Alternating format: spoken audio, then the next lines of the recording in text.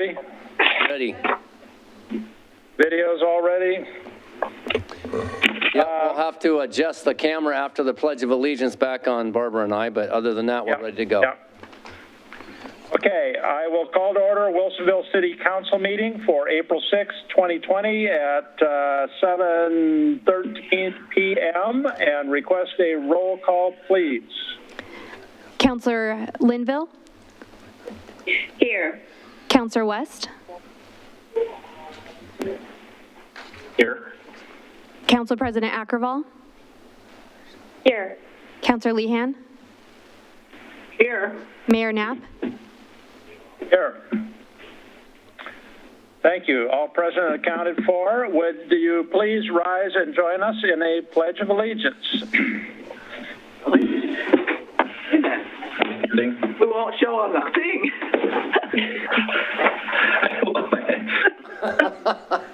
That's pretty funny. Are we ready? All together.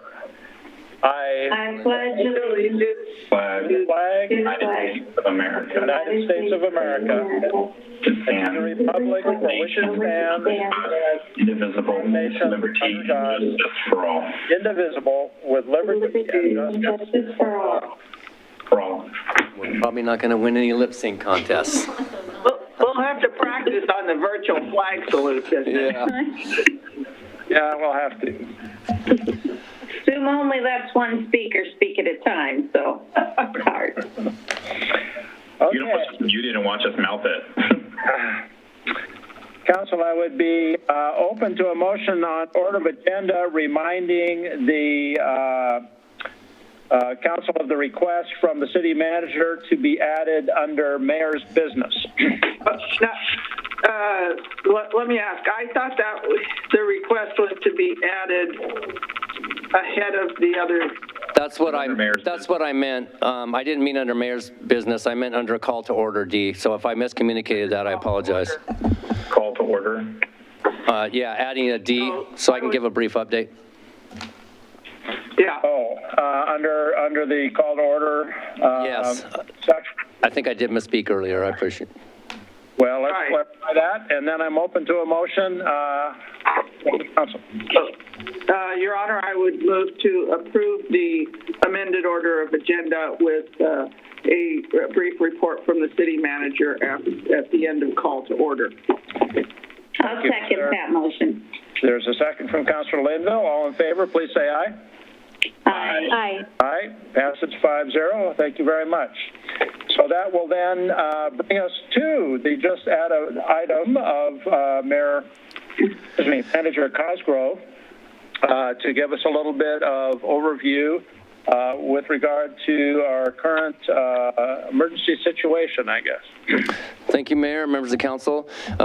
We have a lot of information and discussion tonight on the business community, so I thought it would be good for me just to give a brief overview. Everyone on council knows I've been sending you daily updates on everything we've done since we've opened our Emergency Operations Center, but I thought it might be useful for folks that may be listening just to get a kind of broad overview from the beginning of this public health crisis to where we're at today. It's been a odd 4 weeks for sure. It's the first couple of weeks felt like we were drinking water through a fire hose. So I just kind of want to spend a couple minutes. I have a prepared little talk here I want to just get out to folks, and then at the end of, if you have any questions, I'll be happy to answer. So the objectives early on were to make decisions to protect the health and safety of residents and employees, especially those who are most vulnerable to COVID-19. We activated our Emergency Operations Center the first week of March and have since met daily to discuss facilities, operations, programs, and services. Our early decisions focused on facilities and programs that cater to our senior population. Wilsonville was one of the first cities in Clackamas County to close its senior center, followed closely by the closure of Wilsonville Library. It's no exaggeration to say that every facility, program, and service we provide has undergone some kind of modification, and many of our programs and services have gone through multiple modifications as new information becomes available. On the employee side, we were early adopters of the OSHA handbook on safety guidelines related to COVID-19. Our public works staff worked hard to secure necessary cleaning supplies, hand sanitizer, and other health and safety-related products needed to keep our employees healthy and safe. I want to emphasize an important point about local government workers. We are considered as essential workers by both the state and federal government. Thus, it was critical that we spend much of our early response time in keeping our employees safe so we can continue to deliver essential services to our residents and business community. We have adopted additional measures to keep our workforce up and running as this emergency has dragged on, including telecommuting, staggered workforces, and redeployment of city staff. On the program side, staff in every department have modified how we do business to keep our customers and citizens safe.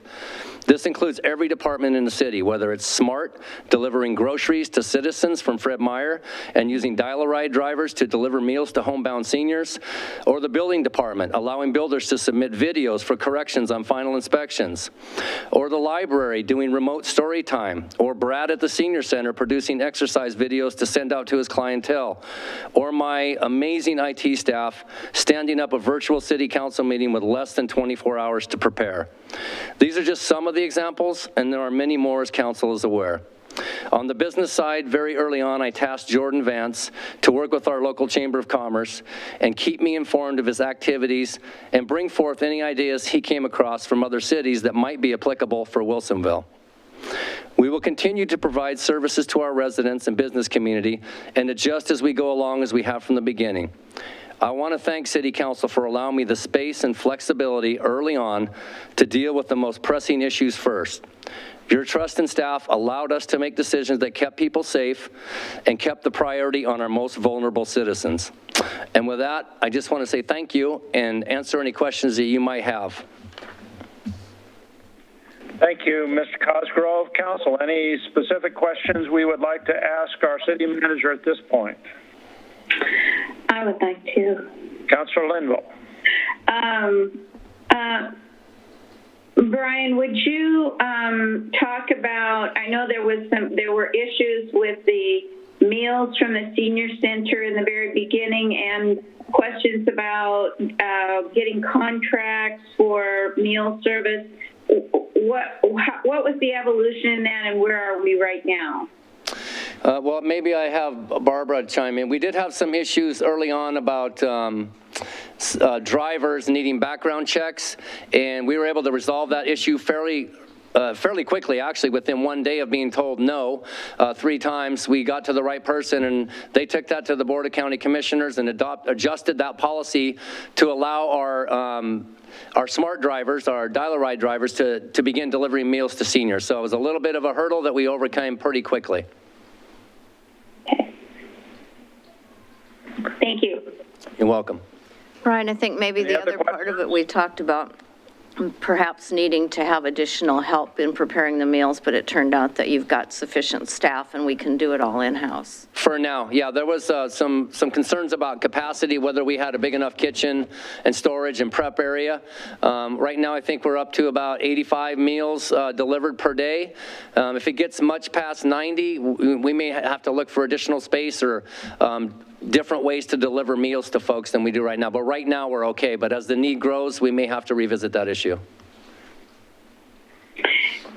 And are you dealing with the same number of clients, or have you had an increase in the number of clients that we are delivering meals to from where we were before this pandemic? We're threefold, I believe, the increase. I think in typical times, it was about 32 meals per day delivered, and we're up to about, like I said, a little over 80, 85, somewhere in there. Okay. So the need has gone up considerably.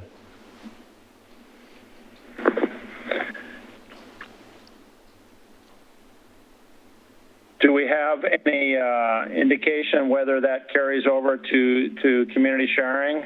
We're in, not daily, but certainly multiple times per week. We have a staff member that's assigned to reaching out to Wilsonville Community Sharing to check on their status in terms of the food bank and what the needs are.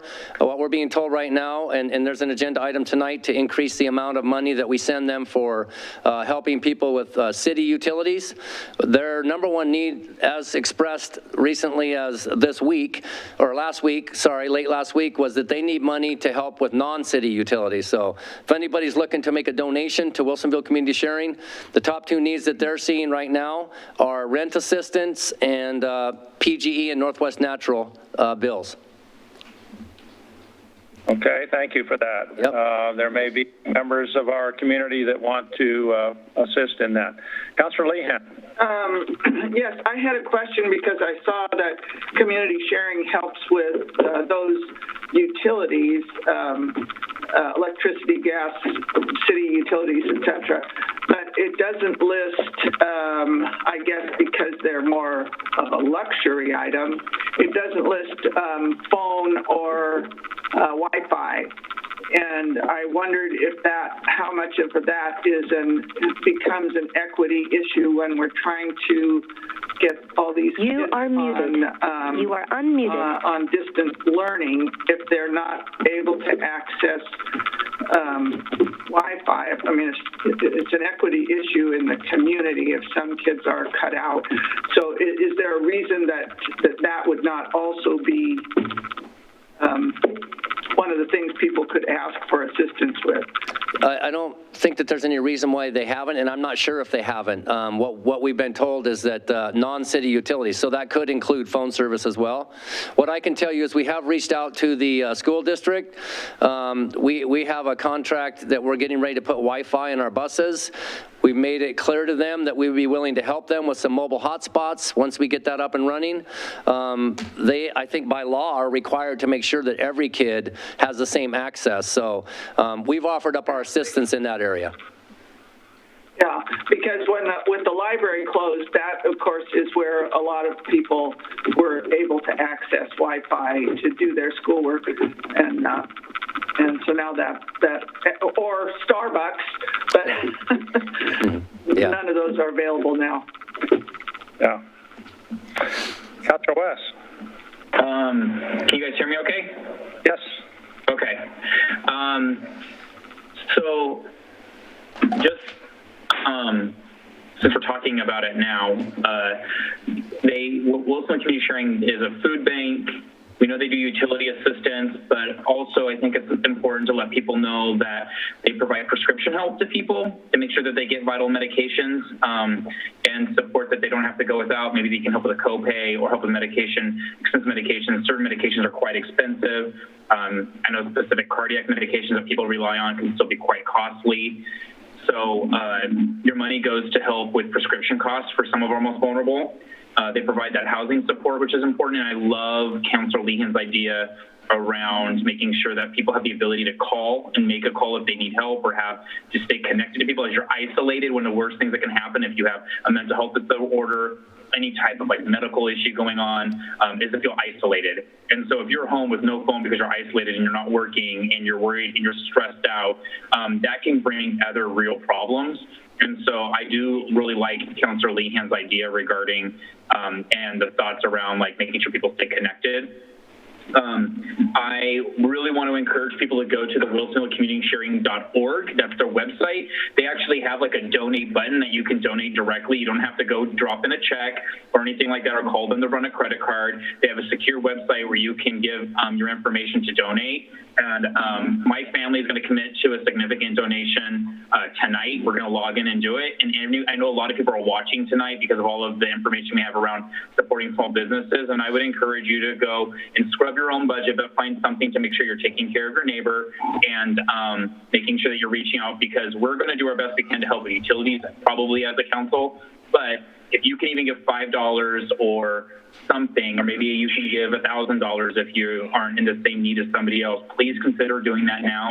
That money goes directly to who needs it the most. And you are really they're going to get it there quickly to those people. And so please donate, press the donate button. I sound like one of those like Jerry Lewis telephones right now, but if I do, that's okay. Jerry Lewis would tell you to go to wilsonvillesharing.org and to donate to help your community. It's the best way to help your neighbors. And you may not know that next door neighbor of yours is like, can't make that mortgage payment, can't make that rent payment. They may look okay, but you do not know what they're going through. So please, please, please donate. Okay, I'm done. Thank you. Well said. Anybody else?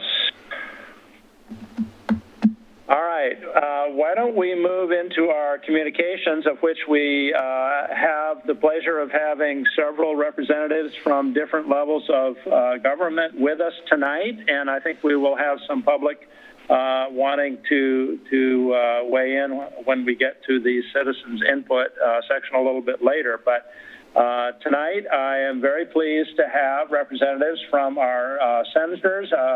We have Mr. Reed Armitage from the office of Senator Wyden with us tonight, and Mr. Dan Marr from the office of Senator Merkley tonight. So can we proceed with that section? Sure. Everybody hear me okay? Yes, sir. That's Reed from Senator Wyden's office. I'm going to jump to a share screen just for a sec. Is that okay with everybody? Yep.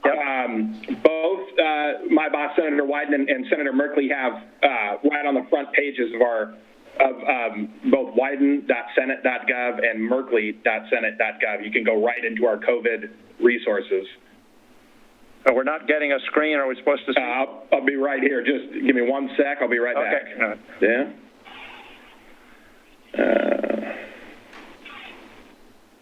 Where did that go here? Maybe we should let Dan say a greeting to us while you're doing it. There you go, Mayor. There we go. There we go. Okay. Yeah. Let me.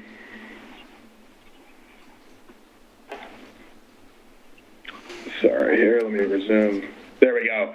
So, and this is right off the front of our website. So, walking through the CARES Act, right at the top is the unemployment benefits for folks who are out of work. You can see that and you probably heard in the legislation that it's expanded for independent contractors, gig workers, freelancers, part-time folks, self-employed folks.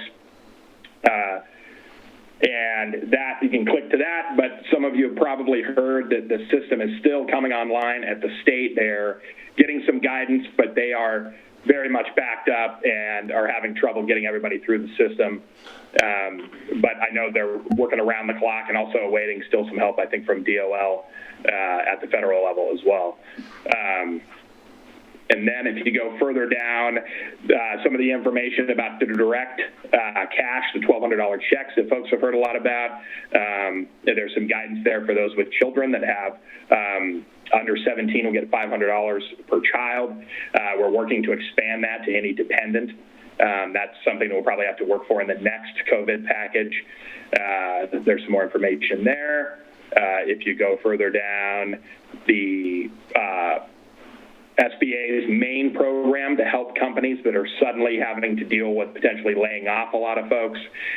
It's the largest program in the CARES Act. It was, I think, about $350 billion. Dan, correct me on that one if I'm wrong. And that one allows pretty much any and all businesses under 500 employees to apply, and that would be including agricultural businesses. A lot of agricultural businesses are left out of the PPP program because they can get money through the USDA, which we're still waiting on some guidance from that, but that will be coming down shortly.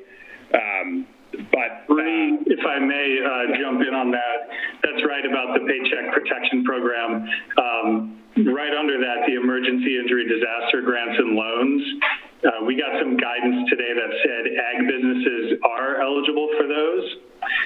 It's a little, it's a little bit different. It's not, they aren't convertible loans like the PPP program, but at least the first $10,000 to small biz is forgivable. So, there's some relief for folks in there. And then beyond that, it's 3.75% with a payoff period over 30 years. Oh, good. That's great, Dan. Thanks on that. I haven't gotten that. We haven't gotten that guidance yet on ag folks for the first 10,000. And then further down there is this last program, and I should mention this, is employee retention credits. But my understanding is that it kind of depends on if you go for the PPP grant or if you get the retention credits. So folks are making a decision there. I think most people are going for the PPP grants, is my understanding, or the forgivable loans. And so that's basically the run of that. A lot of you folks probably heard about the money coming to states and localities. Dan and I talked about this a little bit earlier. So governments that have populations of 500,000 or more, City of Portland, Washington County, Multnomah County will be getting some direct money. The rest will be distributed through the governor's office. We know that Clackamas County is right there, kind of below that line, so we'll be watching close for that to see how that number gets distributed out to Clackamas County, which we know folks are really worried about that. I think, Dan, that number is going to be probably a bit over $1 billion total coming out of Oregon. Yeah, it was a $150 billion program at the federal level. Oregon is about 1% of the country's population, so that makes our math nice and handy. So about 1.5 to 1.6 billion. I think it's 55% to the state, 45% set aside for local government. And so that's kind of the quick rundown. Like I said, on the unemployment insurance, we're working fast to try to help DOL assist the state. And then you guys probably seen that the employment department is trying to hire as fast as they can to help process these claims. A lot of folks have to call in, or at least they're getting guidance right now that they have to call in if they're reapplying or if they're in certain situations where they can't just file online, which that system has been overtaxed as well. Any questions, anything we can answer here? I know that time is of the essence here. Well, that's a pretty good rundown. Mr. Marr, do you want to add any sort of perspectives on any of these programs at this point, too? Yeah, I think Reed did a pretty good job covering it. Reed, I see on your share screen, did you have another tab with Senator Merkley's? Yeah, I'll pull up Jeff's here. Yep. And so we've got a lot of info on our website as well. Quite handily, our offices have posted it a little bit differently. So, however folks are looking for it, we have a grid on Jeff's coronavirus homepage, and so it breaks it out by small business resources, unemployment, healthcare systems, education, K through 12, agriculture, et cetera. If you could scroll to the top there, Ree. And then just down the next page to the grid. Oh, right there. Mm-hmm. Yeah, and so if you click on any of those, I guess that's 3 times 5, 15 separate PDFs. So you can just send those links out, download them, email them around, whatever you need to, businesses, individuals who contact the city with questions about any of this stuff, direct payments, unemployment. A lot of these programs are, they're funded at the federal level, and then the money is sent down to the states, and then the states distribute out from there. So to really get into the weeds on unemployment insurance, I mean that would have to go through the Department of Labor at the state. But our resources here cover kind of what the intent was and the basic structure of the federal programs. Just to add one thing on, a lot of your residents are probably concerned about K through 12, and there is some money in there for K-12 that's going to be coming down. We're also, I know Senator Merkley and Senator Wyden have both been hard at work, too, about internet expansion, which I know might not be as bad for folks in Wilsonville, West Lynn District, but probably still quite a bit of folks without internet access, and so we're trying our best there for the next package as well. But there was some money that came in through the USDA Reconnect program, which we think some of the more urban districts might have trouble accessing, but there might be we're going to try again in this next round for some more assistance with getting access to the internet, which I know Senator Merkley's page has some of that on there as well. Can either of you make any comments from information you've heard about how soon the individual payments, the $1,200 and the child payments, might be available to people to actually help them get through the earlier days here of this problem? And Dan might have some more on this as well. My understanding, kind of mid-April, so in the next, basically 3 weeks from when the bill passes, which should be a couple of weeks away from the first payments going out for folks that have a tax ID and have direct deposit already. It's going to be a little bit delayed for folks that are have less of a paper trail or less of a connection through direct e-file mechanisms. They are using Social Security filings as another route to get that money to people? Right. My understanding is with Social Security payments that folks that are already getting direct deposit will get that as well. There's some more concern there of folks that don't, have access to direct deposit through Social Security. There's a little bit concern there that we've been pushing for that as well. So how, if someone's in that scenario, what should they do? Well, we've been connecting folks with our office to Social Security directly if they have concerns about getting the check. Let me pull up some of that guidance. But you can definitely, Mayor, you can definitely have folks reach out to our office and we can connect them to Social Security. Senators, local offices? Sure. Yeah, all right. Council, do you have questions you'd like to ask either or both these gentlemen about any of these federal assistance programs that are all new but in the wings right now? Councilor Linville. Coming. It's really great to have our senators, representatives here. One of the things that I've heard is that although the applications for the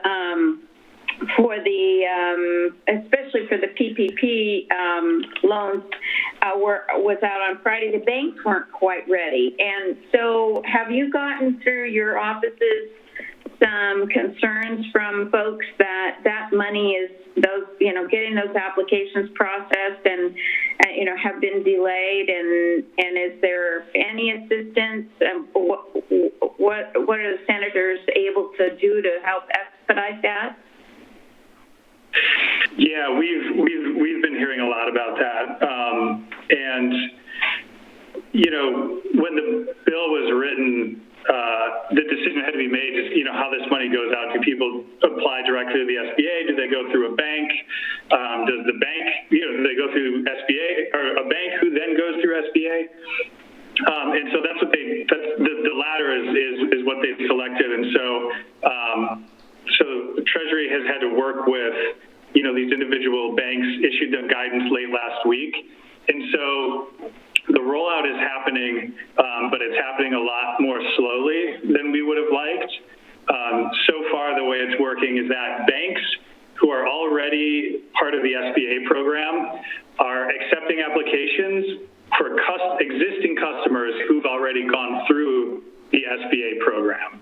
So if a business has a SBA loan from 5 years ago and they went through whichever their local credit union who works with SBA, then they're good, they're process, they're in process. But for banks who don't deal with SBA and want to, they haven't been able to come up online yet. And the same thing with a lot of big banks, especially who have customers who've been around for a while but haven't been engaged with the SBA process. They're still not able to apply. And so I think the banks are just kind of triaging this, but I think from where my boss sits, and I think Senator Wyden agrees, it's unacceptable. And that money was needed 2 weeks ago to make payroll and to make commercial lease payments and mortgages and such. So our offices and really the whole Oregon congressional delegation has been working to pressure the administration to get that money out faster. But this is what was chosen as a vehicle, and so we're just trying to work within it as best we can.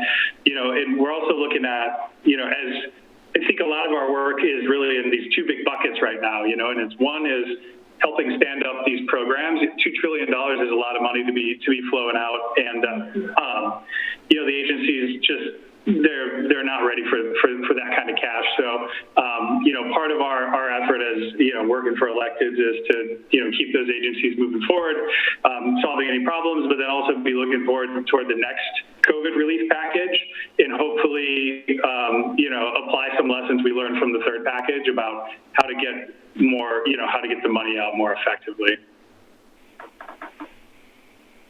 Yeah, nothing to add there on that. I would say that, COVID-4 is what our slang term currently for what the last one was COVID-3, which became the CARES Act. And this next bill, we're calling it COVID-4 at the moment, but that will have to deal with some of these things, working out some of these glitches, health insurance issues. It is going to be another large package. We don't know exactly how costly it'll be, but it's going to have to deal with some of these issues that Dan was mentioning that we're going to have to address, particularly if the rollout continues to be problematic with the style of the structure of the program for SBA. Okay, we have a question from Councilor West, please. Thank you. Much of my question was really along the lines also of Councilor Linville, but my one thing that I'm concerned about is that money that we just rolled, the Congress just rolled out, is really not going to get to that small mom and pop. Like Bank of America is only lending to existing customers with a relationship. SunTrust is not taking on any new customers. So if somebody used their life savings or an inheritance or some other thing or never had an SBA loan, which many people don't, then they're not getting access to these funds. And by the time Congress gets it together and the administration gets it together, it's too late, and we lost 40% of our restaurants in Portland. And some of these businesses that are mom and pop, that the massage art, like maybe somebody is a massage art therapist, or maybe somebody is a personal trainer and they work more on a cash basis and they don't have a need, but they do have a need now and they kind of were sole proprietors. Those people are getting really left in the dark, and I'm really concerned about that this money is actually not going to get to the most vulnerable business owners.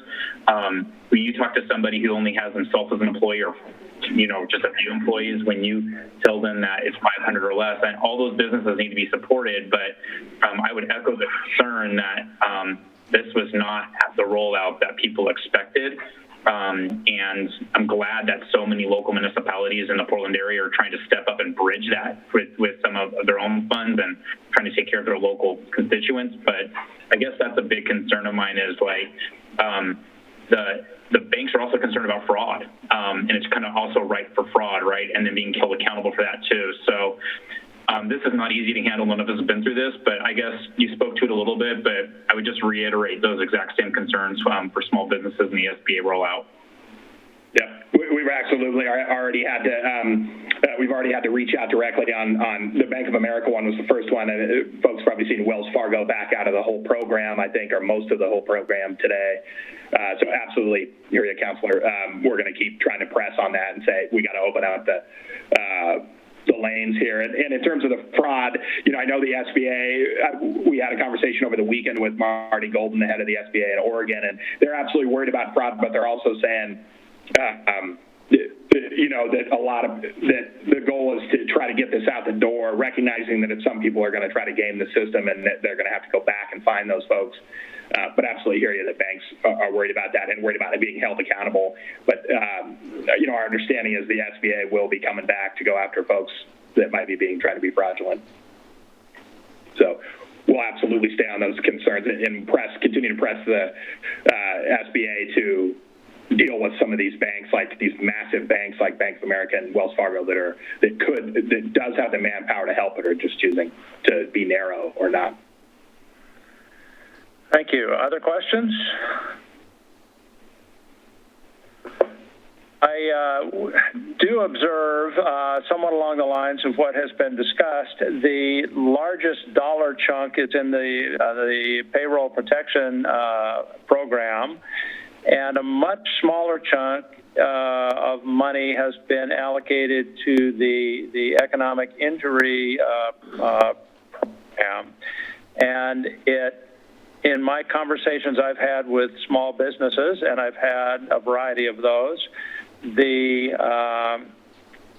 concern going forward is that the economic injury portion is going to perhaps ramp up and might almost overwhelm the payroll in terms of the level of need, and the fact that the funding for the economic injury program was so much smaller in round 3 there. What do you foresee for the potential for beefing up that economic injury program in another round, whether we think that will happen anytime soon?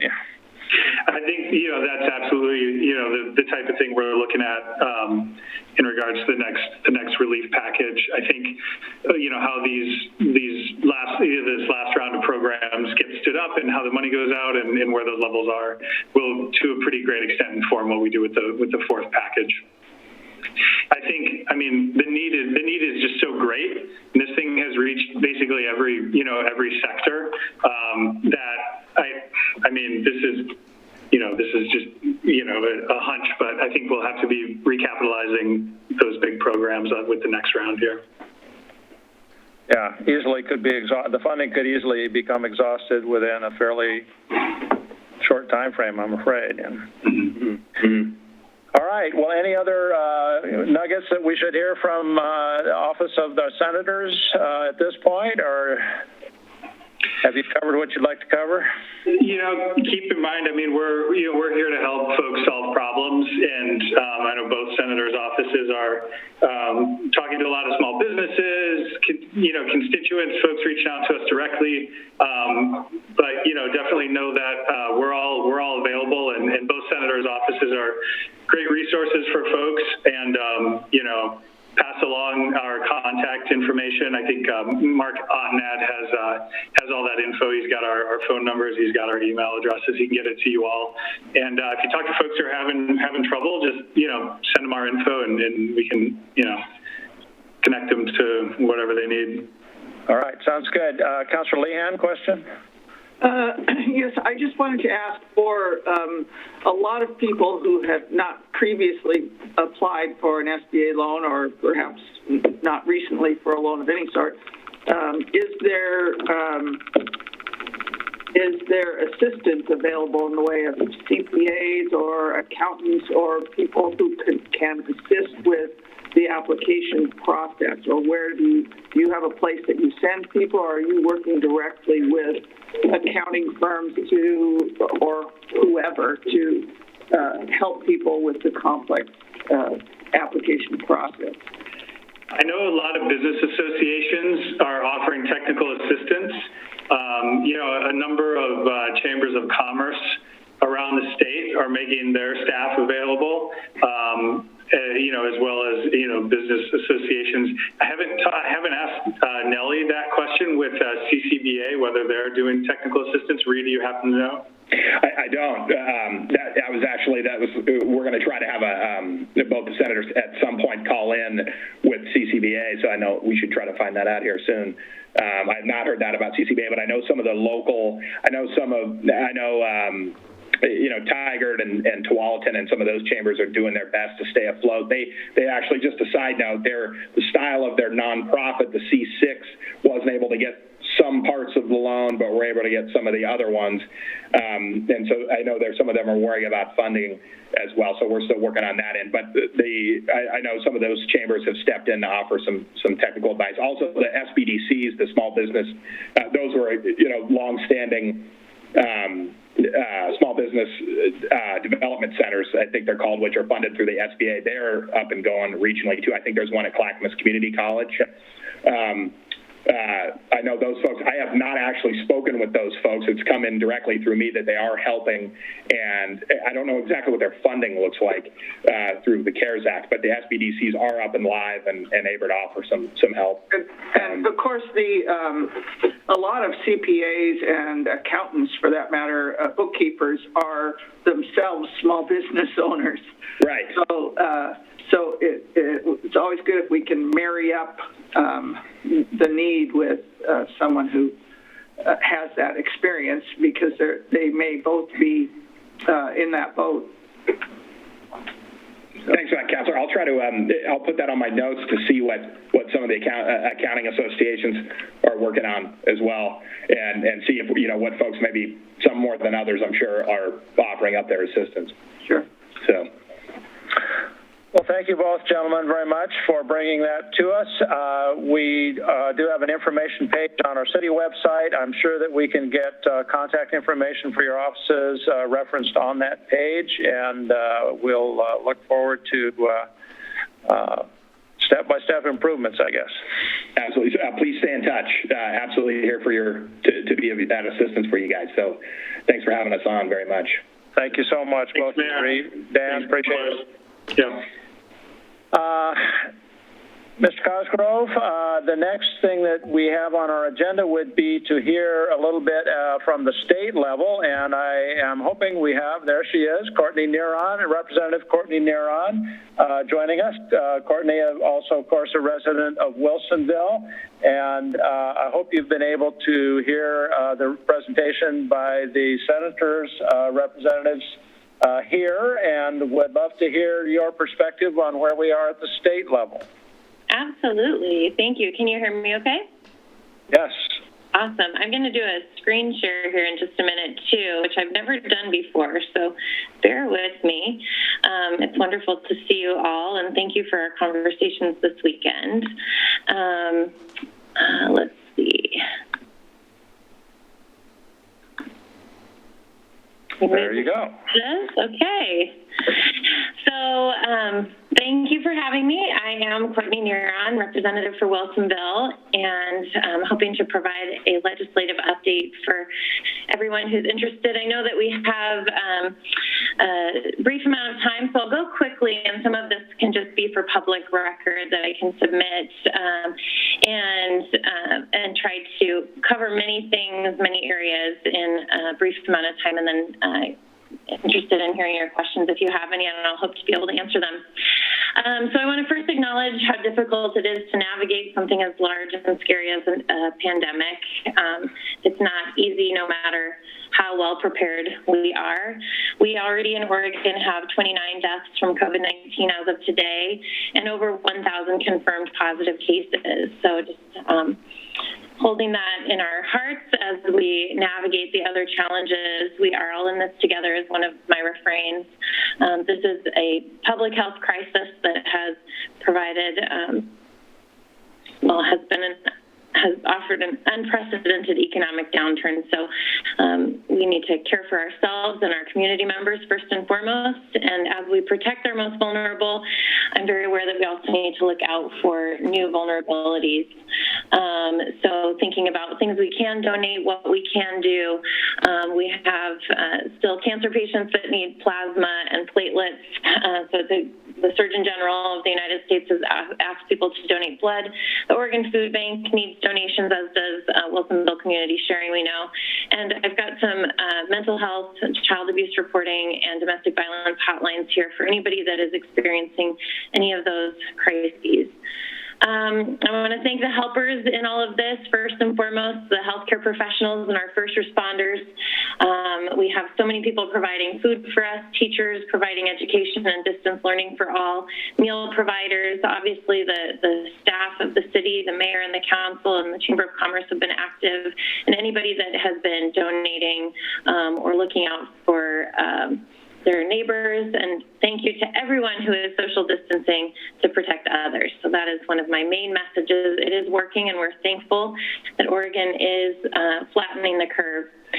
So my office is here to help. It can be seen as a conduit for information as well. When people have brought their policy recommendations to us, we have forwarded those on immediately to whoever we see as most strategic, whether it's the governor's staff, the Office of Emergency Management, for example, Oregon Health Authority. And we have had a legislative committee on coronavirus response that's been quite active, especially in the month of March. I'm regularly reaching out to community members, business leaders, elected leaders, and anybody that really wants to engage, finding out how I can support in this unprecedented time. some resources I want people to know about. 211 info is very helpful for just about any question, and they can help guide people to other resources such as Oregon Health Authority. Oregon Department of Education has a lot of resources for families, and the Oregon Office of Emergency Management has an extremely informative website that I've got here at the bottom of the screen in blue in terms of Oregon COVID-19 response. It is all of the current up-to-date information and a great place for people who have something to offer, whether it's a volunteer or a donation opportunity. You can go to this website and engage with the state there. So the emergency board met in March, allocated some money for coronavirus response, and we do anticipate that the legislature will need to release some more funds for a proper response.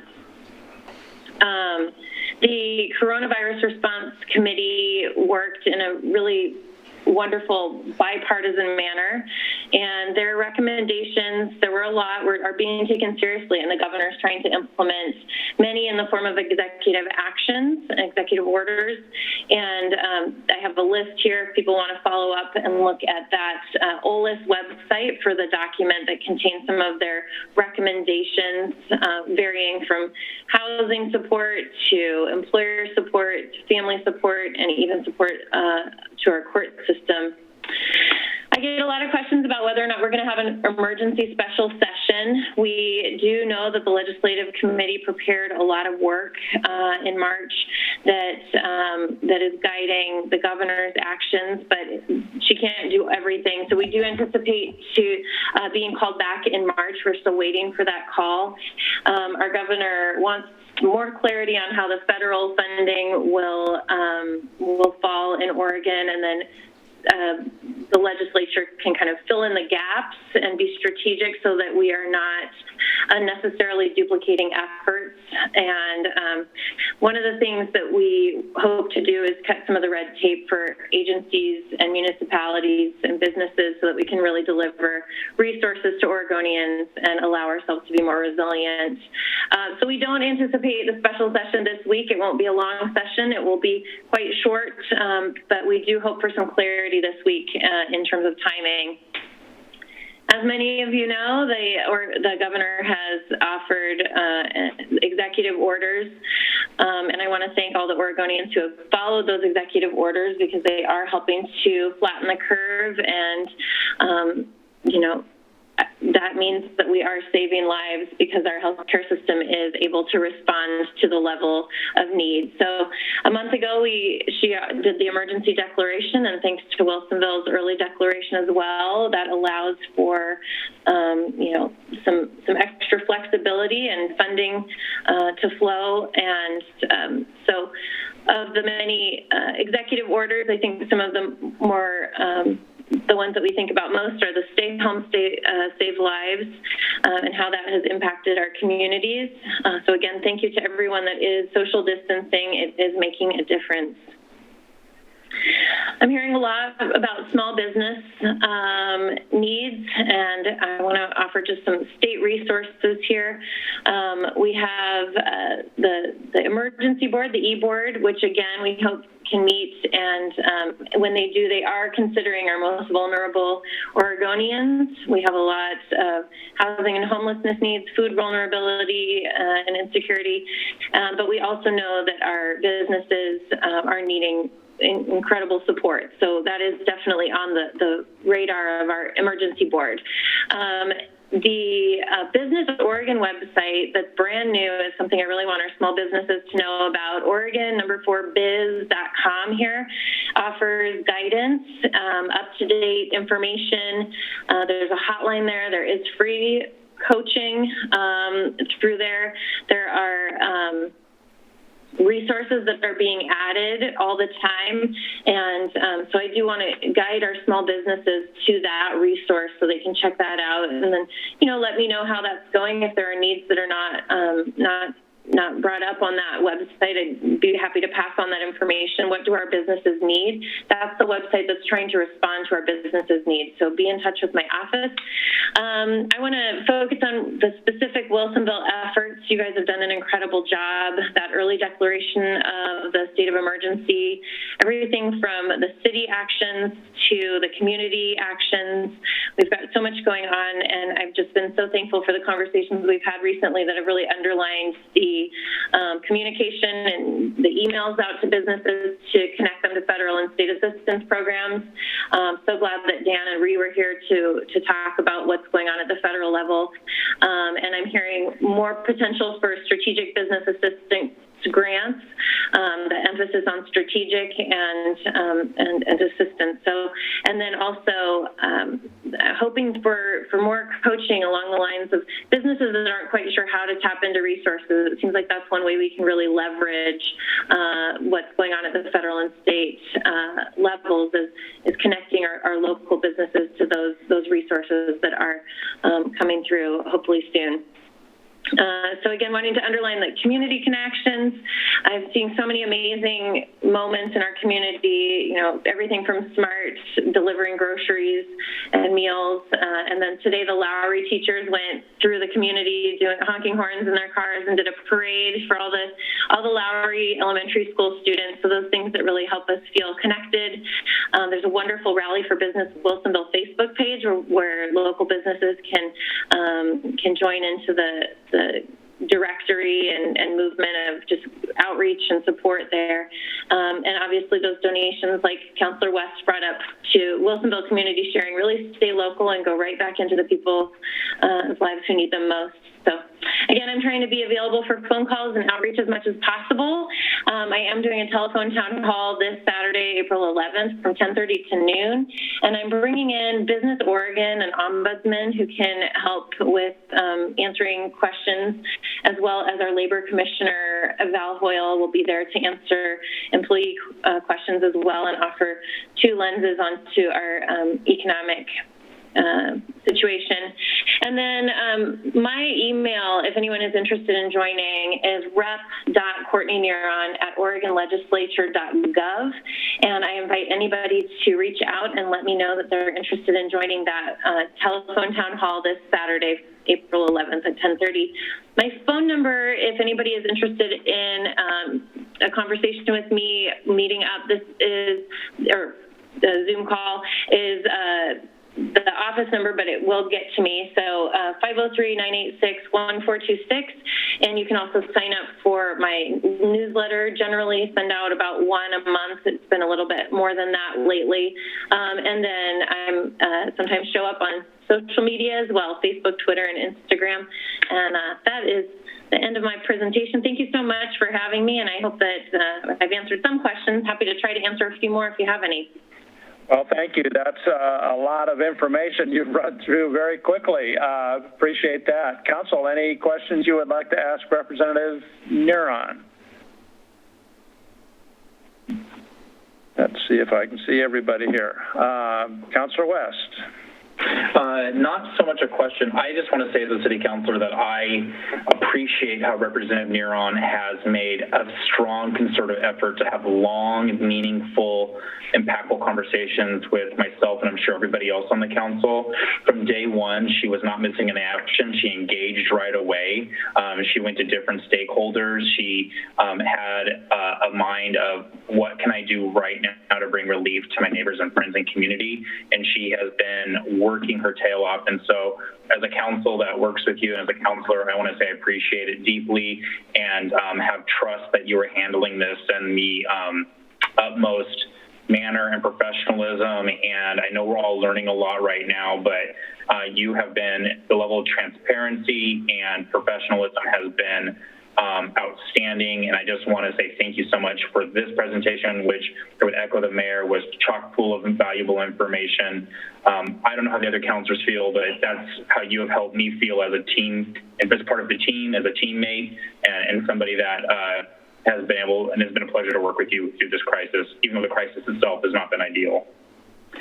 Thank you so much. And I really want you guys all to know that I have your backs, and I really appreciate working with you. I've just had incredible conversations with each of you, and your focus is in the right place. And as well, you know, each of you as city council members, but our incredible city staff. I've had great conversations with Jordan Vance, Brian Cosgrove, and then the chamber, Kevin O'Malley. I mean, it has just been an incredible team effort, and it's going to take that going forward. It's really, you know, this is a crisis. It is bringing people together, and we are trying our hardest to figure out how we can be resilient and mitigate what we know is happening. So thank you guys for being incredible team members, and I'm here for you. Any other questions? Councilor Linville. Thank you, Representative Neron. It's always great to have you here, and I also want to echo what Councilor West said in terms of feeling like we've got a helper, so thank you. My question is about the money that's coming to Clackamas County or going to the state and then to Clackamas County, and how where are the guidelines going to come, and is that money going to come directly to the city? How will we be able to impact getting those resources locally here in Wilsonville?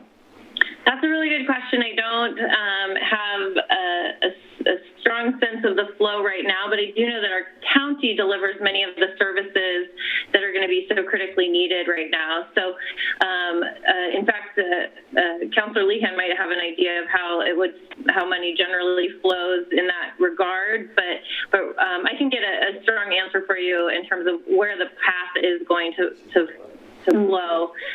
But right now our counties are kind of at the forefront of delivering a lot of the services and organizing in terms of, you know, hospital beds and space and response, and providing vouchers for, you know, victims of domestic violence who need to have a safe place. So there are lots of services that the counties will be providing at this time. I don't know, Councilor Lehan, if you have more to add and what you know about the flow. I think we've got someone. Do we have someone coming from the county? Oh, perfect. We have Mr. Humberston's going to join us in a few moments. In a minute, and he would have the most current information. But yes, the county does do a lot of the social services, always does, and of course, in a situation like this, the pressure on them is greatly increased. Oh, he could be nearby. Well, thank you so much for having me. It's good to see you, Commissioner Humberston, and good to see all of you councilors and city staff. Thank you so much for having me. Thank you very much for joining us. And so the next level of government, down from the state level, we thought might be the county level. And we reached out, and County Commissioner Ken Humberston graciously agreed to spend a few minutes with us here this evening and talk to us a little bit about what is the focus at the county level. So, Mr. Humberston, thank you so much for coming. We haven't heard you yet. Are you hearing us? Uh-oh. Uh-oh. No. We can't hear you. No. Is he? Oh, we had it. Yeah, there you go. Ken? Oh. What can we have the mayor communicate to him? Hey, Mayor. Well, Yeah. Ken, hopefully you can hear us. My IT person is trying to chat with you right now in the chat box. Can you see the chat box? Okay. She's going to give you some instructions on how to unmute yourself.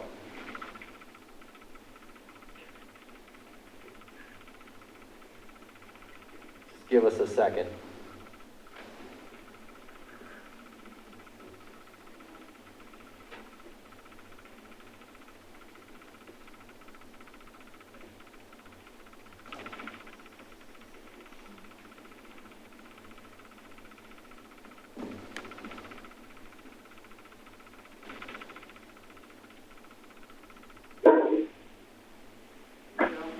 looks like he's muted from this end. Oh, there it goes. Can you hear me? Now we can hear you. Yes, sir. Thank you for joining us. Okay. I figured it out. Thank you for coming. So hopefully you were able to hear maybe some of our previous guests from the senator's offices, and as well as then Representative Neron from the state level. So we thought we'd come to you from the county level and ask for your perspective on what the focus is at the county level right now. Well, let me give you a quick rundown from where we started.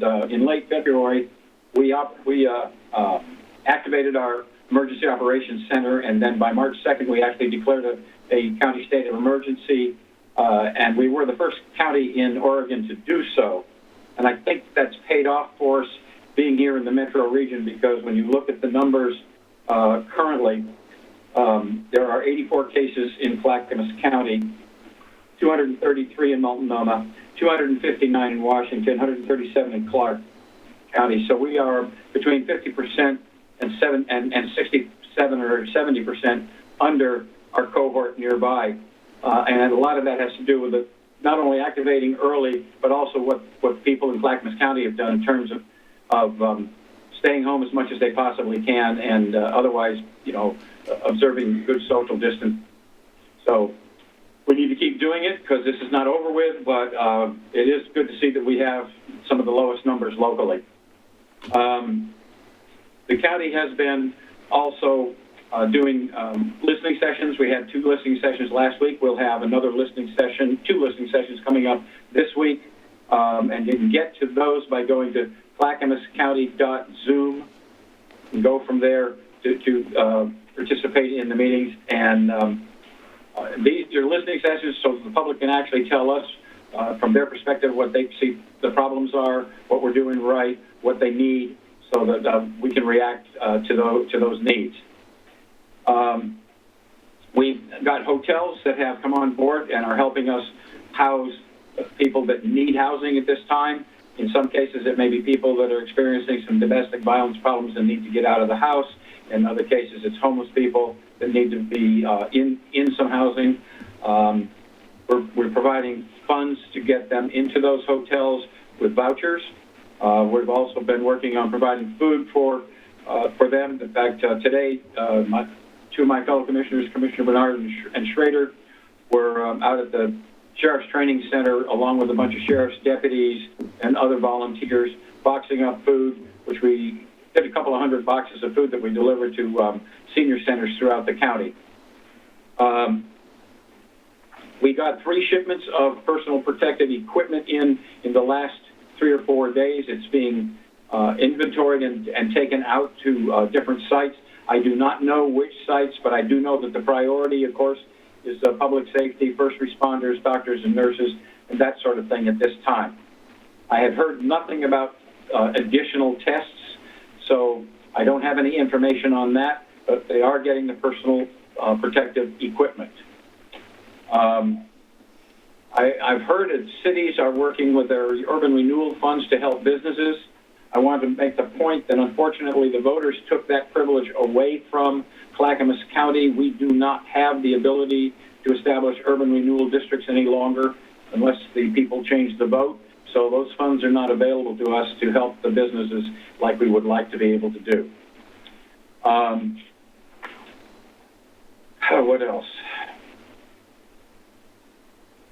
I think that pretty much covers it at this point in time. Like everybody else, we're awaiting the distribution of funds from the federal government so that we can improve on and expand the social services, because we know they're needed and out there.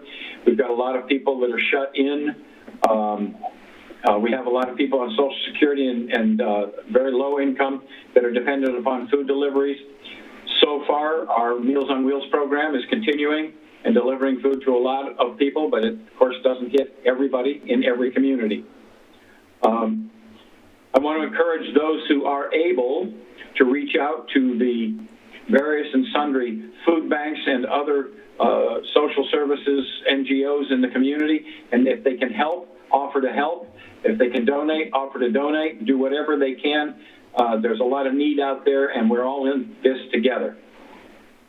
And I think I'll stop there and see if there's any questions. All right, sounds good. Council, anything that we would like to ask Mr. Humberston, starting with a question from Councilor Lehan? Yes, Commissioner Hubbardson, I wanted to ask what the situation is with the sheriff's office and our deputies and what the demands are on them. We know they are right on the front lines also, and they need protective gear and all of those things. So what's sort of the status? Do we have, are they able to stay free of the virus, or has that been an issue for our deputies? To the best of my knowledge, at this point, none of our deputies in Clackamas County have been stricken with the virus. They also implemented some pretty strict protocols in the jail for intake. They have released low-release offenders, and the protocols for getting into the jail for health purposes, are very strict to protect the correctional staff that work there as well as the civilian staff that work there. And in fact, it was the model for most of the other sheriff's departments in the state. So far, they're being pretty good about following those protocols and being safe.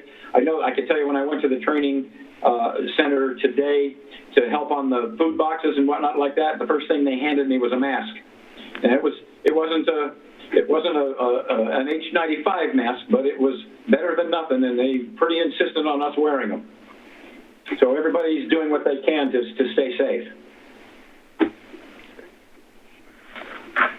Good. Other questions for the Commissioner?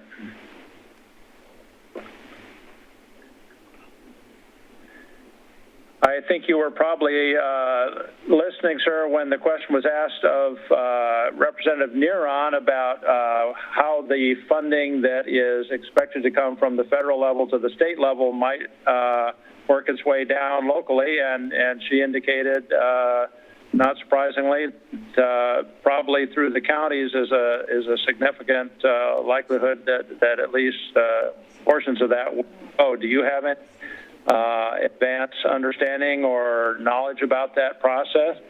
Well, she's correct that the bulk of social services are going to be provided at the county level. We would expect to see the funding cycle through the state and down to the county. I'm not an expert on that, so I would defer to our EOC commander, Nancy Bush, and Richard Swift, who is the head of Health, Housing, and Human Services in Clackamas County. And that's where those questions should be directed. I think they will have a better sense of how those resources are going to be deployed. Okay. As Councilwoman Lehan knows, with 21 divisions, not one of us knows everything about every one of those divisions and how everything is done. Nor should we. That's why we count on good staff in those positions. Absolutely. But those are the two people, plus, of course, the general manager, Gary Schmidt, that I would recommend you talk to on that. But most particularly, Richard Swift, who is the head of Health, Housing, and Human Services. Okay. Any other questions? Well, I guess not at this point. Thank you so much for joining us, sir. I appreciate you taking time out of your busy schedule, including your campaigning, I guess, to try to help us stay a little bit more informed. So it's very much appreciated. Well, thank you for the work that you guys are doing in Wilsonville. I heard the compliments from Ms. Neron that your city's been very proactive. I congratulate you on that. Please continue to remind people social distancing, wear masks if you have them, wash your hands frequently, keep your hands away from your face. I know that one's really tough. All of those things that we can do to protect ourselves, but also to protect those that are most vulnerable in our community. Very good. We will do our best, sir. Thank you. Thank you and good night. All right. So from the county level, we thought coming down next to sort of the local level that we would ask our Economic Development Director, Mr. Jordan Vance, to join us. And I see his picture here. I don't know if he's hearing us yet. Don't have any audio yet.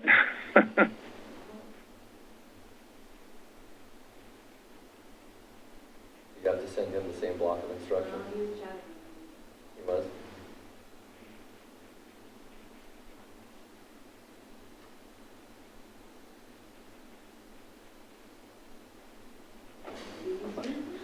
Where's he going? Even though he's on. Does Jordan know that he's next? I don't know. Do you know that Hey, you're Jordan, next? did you know that you're on right now? Can you hear us, Jordan? He can't hear. He can't hear you.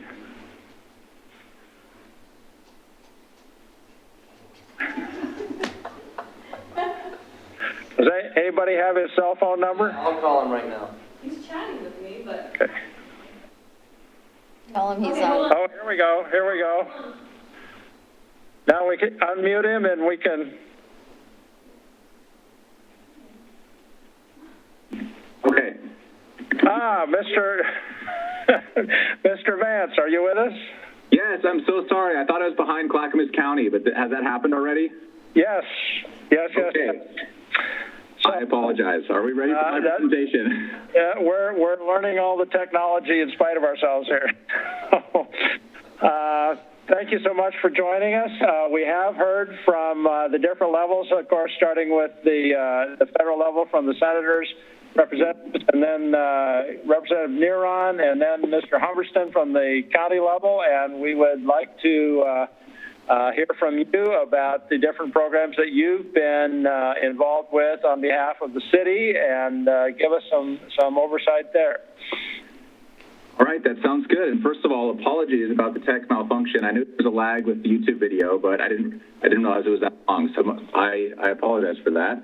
I'm up here in my attic, and I have a 20-month-old sleeping right below me. But this has been my rapid response center recently. Yeah.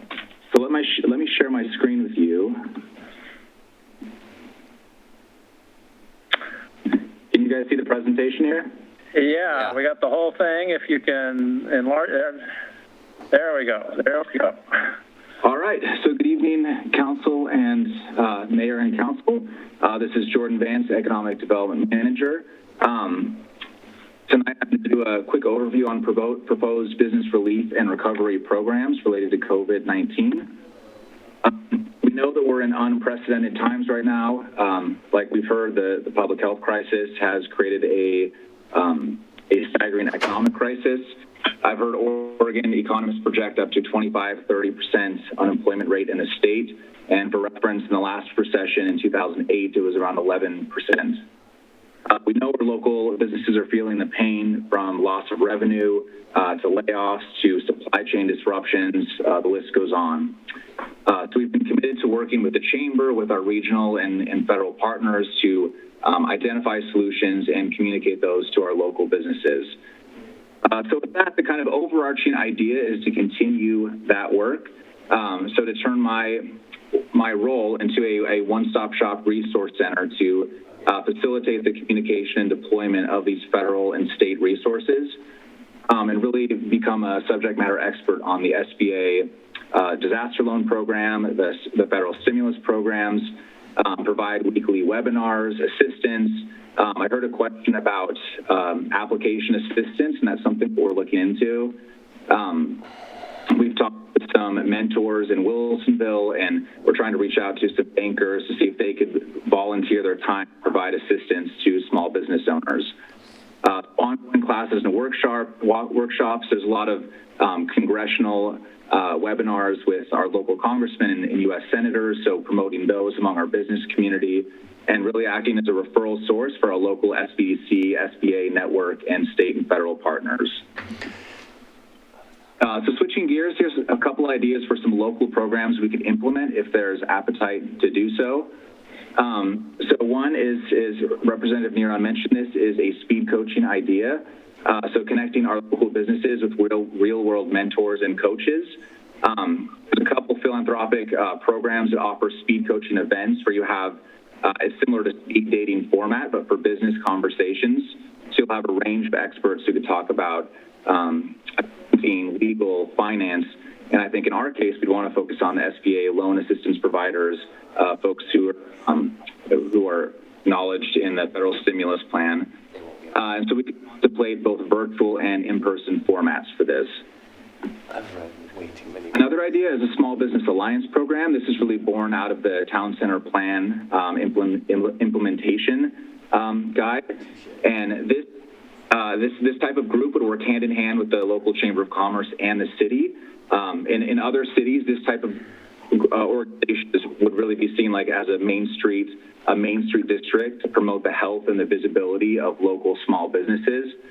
It's typically a public-private partnership where the city seeds the program and then hands it over to a community organization or private sector to be run long-term. And the focus areas are marketing, advocacy, event coordination for shopping small and supporting local businesses, and placemaking. Another idea which we've been working through is the Shop Wilsonville campaign. We called 180 retailers over the past last week to understand which ones are open, new hours of operation, who's doing pickup, who's doing delivery, who is offering gift cards for purchase. So we're going to promote that information in a directory on the City of Wilsonville's website. So there'll be a global call to action for all residents to support local small businesses that are still open. And then there'll be a second tier to this campaign, which we're contemplating, and we're interested in council's input on this. But a city-sponsored gift card campaign where the city would purchase gift cards for food-vulnerable families at restaurants that are doing takeout.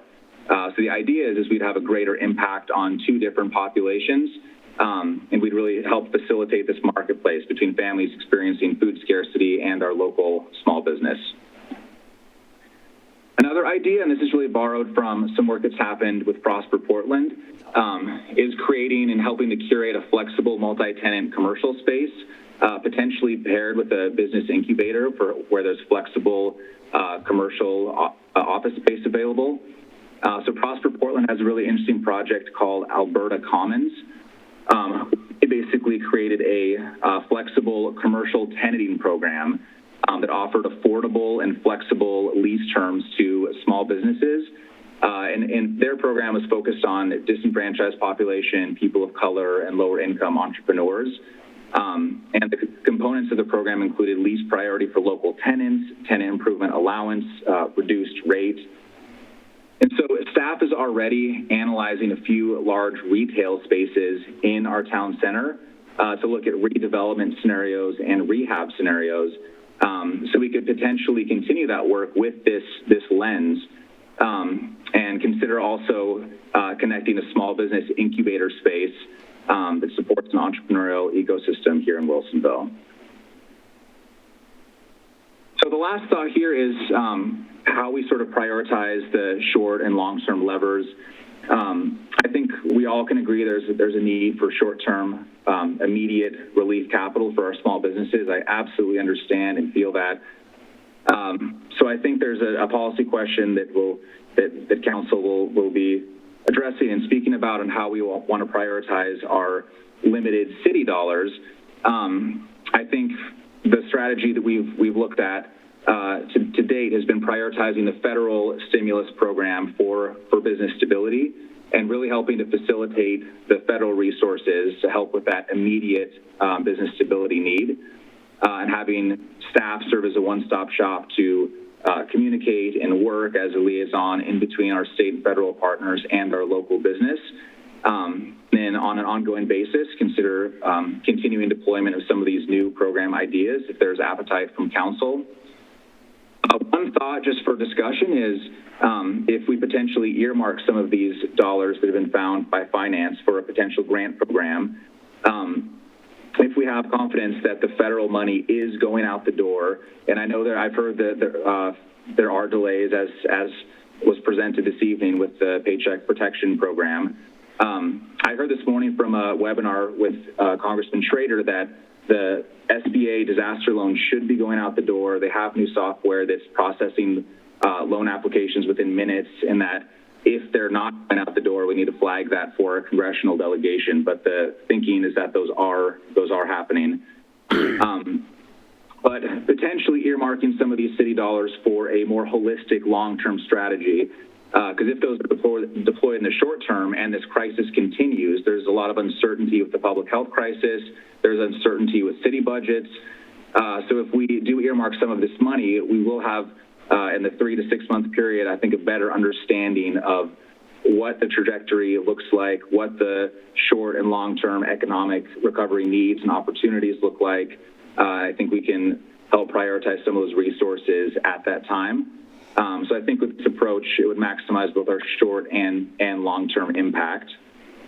So the final image I wanted to show you is just Councilor Linville asked us for a breakdown of small businesses in Wilsonville. So as you can, here's a breakdown of a number of businesses and employee count. So as you can see, we have 29% of our businesses are either out-of-town registrations or sole proprietors. 34% of our businesses have between 1 and 5 employees. Those together, that's 60. What is that? 63% of our businesses are under 5 employees.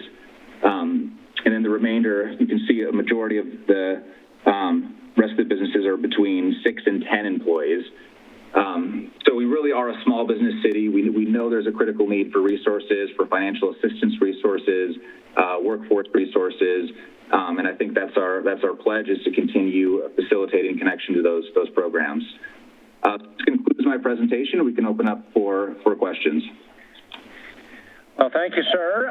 Appreciate the information. Council, questions you'd like to ask Mr. Vance? Councilor West. You're still muted. There we go. I know you talked about some of those ideas are really great, but they're have varying impacts, and they're nice ideas, but they don't really help people with their capital and keeping those businesses open and viable. Can you hear me okay? Yeah. Okay, good. And so I know one of those ideas that were brought up, it came out in the memo, and I believe you just talked about it, was the gift card idea. Is that right? Did we bring that up? Okay. So I want to give my concerns about that. I think it may be a good idea, but also my thoughts around it, that as I pondered it over this whole weekend, is I think of Groupon a little bit and how that hurt a lot of small businesses. So what's happening is your average restaurant probably has 19 days, I'm guessing, worth of cash flow, the average. Many do not. And then after 19 days of basically being shut down, they have all these fixed costs. They have food costs, labor costs, they have rent, right, things like that. So their reserves are probably, the vast majority of them are totally gone. So if they get this giant influx of gift card money, and that money will immediately go to those fixed costs. And what will happen is that these gift cards, even a few weeks down the road or a month later down the road, continue to trickle in, or a significant amount trickle in. What will happen is we'll have like that Groupon moment, and they don't have the ability to cover those gift cards because that money that they basically went to them up front is already absorbed into just getting through this initial part of the crisis, because we still haven't acted and we still don't have a bridge for SBA. Other cities have acted, but we haven't got that opportunity yet. And so I'm concerned a little bit that that the gift card, that we might be setting some businesses up for a little bit of a trap with the gift card. Now, if everybody turns around and uses those gift cards right away, right when they get them, and they're given to vulnerable populations, then that I don't think you have that same problem necessarily. But even if they have to take that gift card money just to cover those fixed costs like rents and things like that, do they have the money to cover the cost of filling and fulfilling those gift cards is my concern, I guess. I don't know what you think about that. Yeah, I think that's a good point. We need to flesh out the details of this campaign, but I think the idea is we would encourage people to use them in the short term, and we know that people need food right now. We are hearing about food scarcities at grocery stores and food distributors. So I think the idea would be to try to use them during COVID quarantine time for businesses that are still doing takeout. I think you're on mute, Councilor. Oh, am I on mute again? Am I there? There you go. Okay, I have a couple ideas that, I spent a considerable amount of time thinking about this weekend and talking to small business owners also. And Jordan, you have really been engaging, and I appreciate that. I know this has not been easy for anybody, and I really appreciate you engaging, and I've heard that you've been doing so, and I appreciate that. Here's kind of my perspective here. So like rent specifically, tackling that issue to help small businesses through rent support might be a little bit more significant. I'm just going to throw out some ideas, and maybe it's not going to happen, but this is my idea. So if there's a way that we could maybe use funds or resources to lower rents or maybe up to 25% for a small business or a restaurant, for example, Bellagio Pizza pays a little bit over $4,400 a month for their space. If we could figure out a way to work with landlords and then maybe have some type of funds to help deliver rent up to 25 to 50%, we could probably, that would be a more impactful thing to small businesses than gift cards. And I know that this is a two-pronged approach, right? You want to be able to get food to the people that need it the most, and you also want to get some funds to businesses. And so another way to look at that is maybe to reach out, to help with the rent, is to reach out to commercial landowners to see if they can stop all increases on the leases for at least the next 12 months, because a lot of these leases have escalators on them that increase. They have some percentages that increases annually. And then maybe see if there's a way we can work with landlords and find landlords that are willing to maybe help also reduce the rent up to 25%, and be a small concession, considering that nobody wants all these vast amounts of empty spaces. And then to maybe get business going as a city. We're really great at promoting things and events, and we have the What's Up or the Wilsonville pages, and we do a great job with that.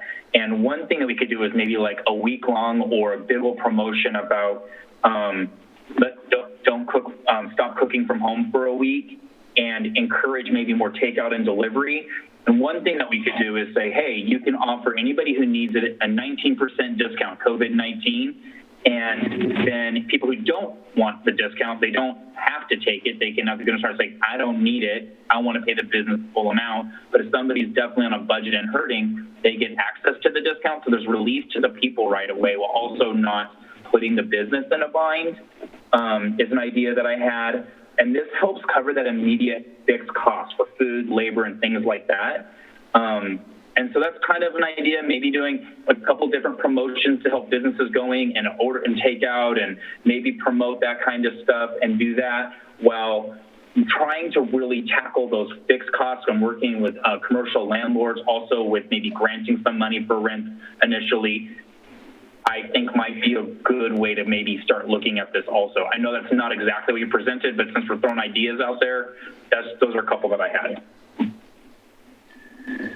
That's great. I love it. And to give you some quick feedback, I have actually worked with some of the commercial property owners in town and had a great conversation with one of the larger ones that was contemplating rent deferral altogether for April and May, knowing the reality, right? We have the same goals, that we want to retain our existing small business tenants and we want them to be viable, and that if someone's evicted, there's not going to be another tenant waiting to occupy that space.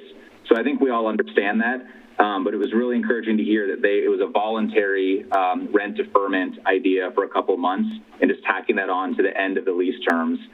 And some of the commercial property owners have shared the same enthusiasm for a big campaign to support local businesses, currently doing takeout and whatever we can to encourage people to spend at the local businesses. And then once this is all done, it would be a great impetus to kind of launch that separate town center Main Street Small Business Alliance to really get people back into the town center, back at their local restaurants.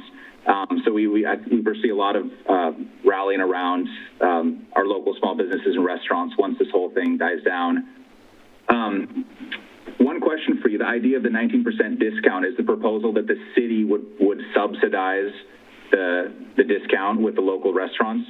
No, it'd be more community-based, and we would partner with the community, and so it would be this 19% discount. So, like, I am blessed enough that in this situation that I would not take the discount. And it would almost be like, but it's available to people who truly need it. And you just say is that you need it when you order a takeout. And maybe we can do a fun promotion about let's take a week off from cooking promotion and really kind of encourage the citizens and maybe highlight a business and somehow make it fun, make it community oriented. And we'd have to spend more time to get creative about that, but really promote it at the 19% discount. And then, like, I would pay it. I would not pay it, but maybe somebody else in the community that's really struggling would still maybe have a little bit of budget for takeout, but they would need this 19% takeout.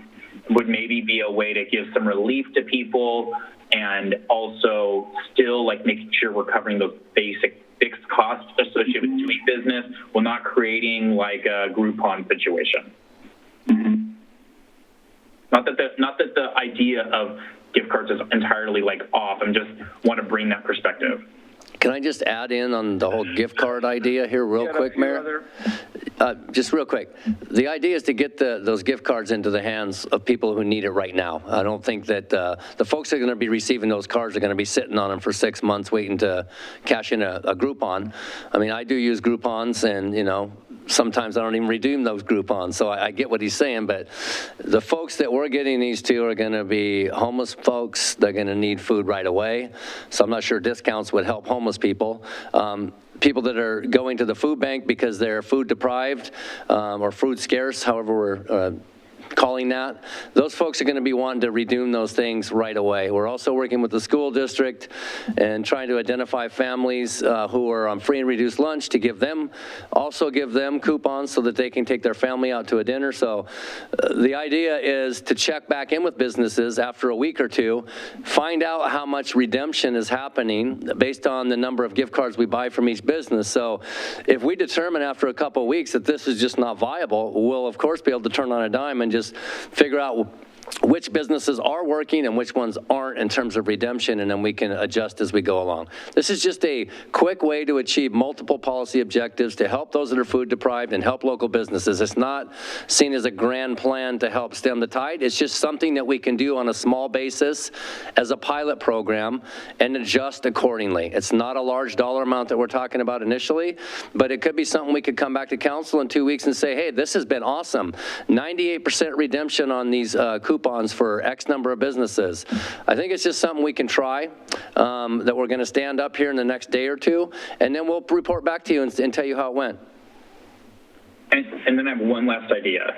Well, we'd like to get some other people into this conversation, too. It's been last idea, it's quick, and is that I know we're trying to reprioritize these funds, and I know we're about to get payment on the big pipe, the water pipe, and I'm wondering if that money for a period of time initially can be reprioritized to support our small businesses, if that's a source of funds that would be available, the payments on the big pipe that are be coming annually. Initially, can we redirect some of those funds? I just want to ask if that's a possibility, and if that's a creative way also to look at getting funds to businesses.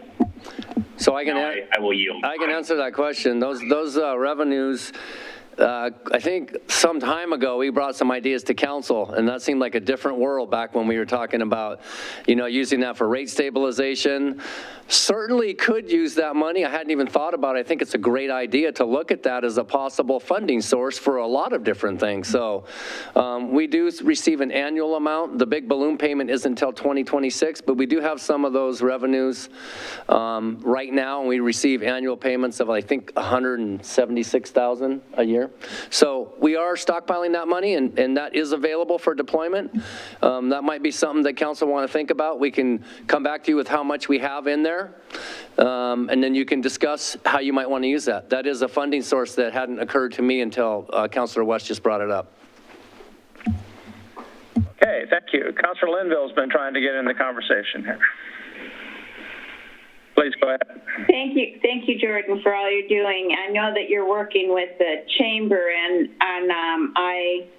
I guess I'm assuming that a number of those ideas that you presented are ones that you've been discussing with the chamber, and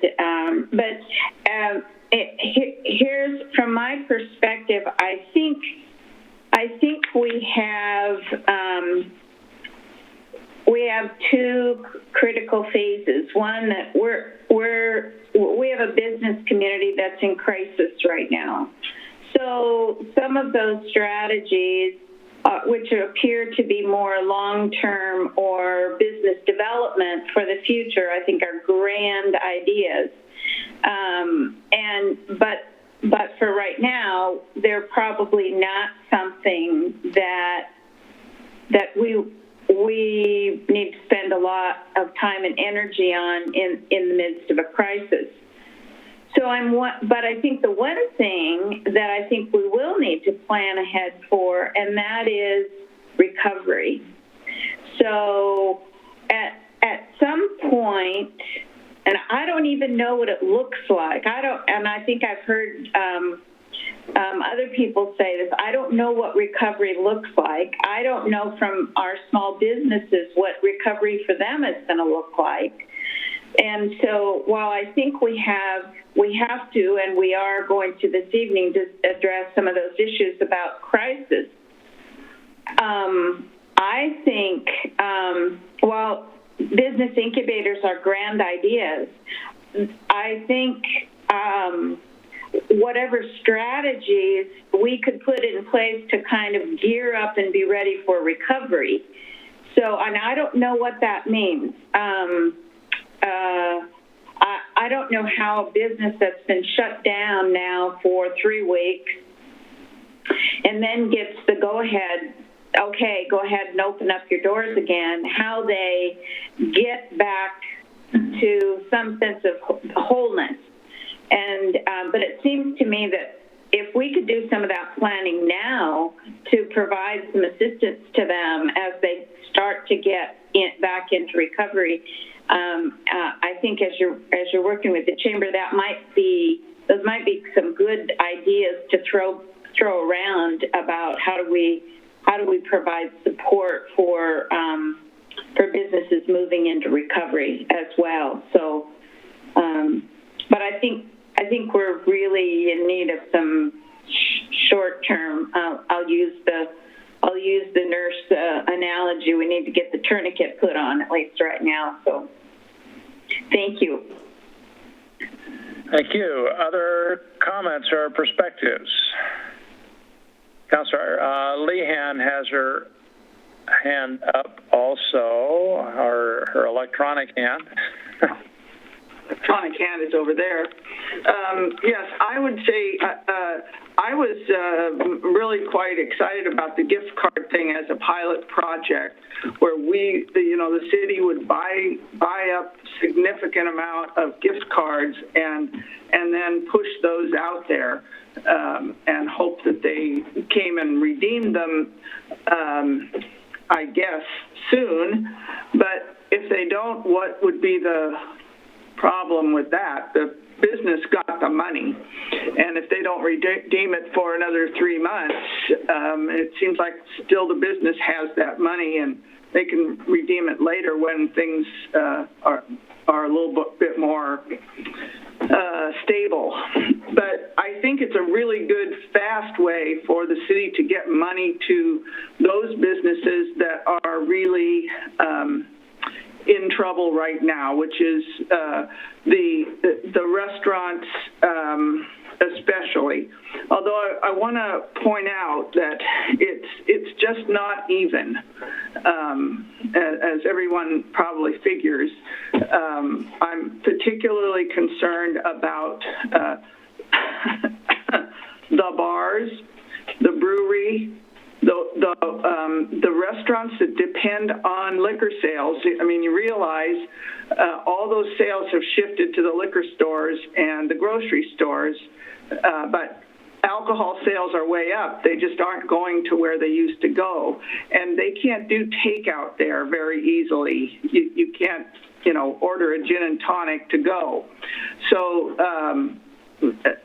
for restaurants, especially sit-down restaurants that depend on things like alcohol sales, which are sometimes 50% of the bill, or The other one is lottery.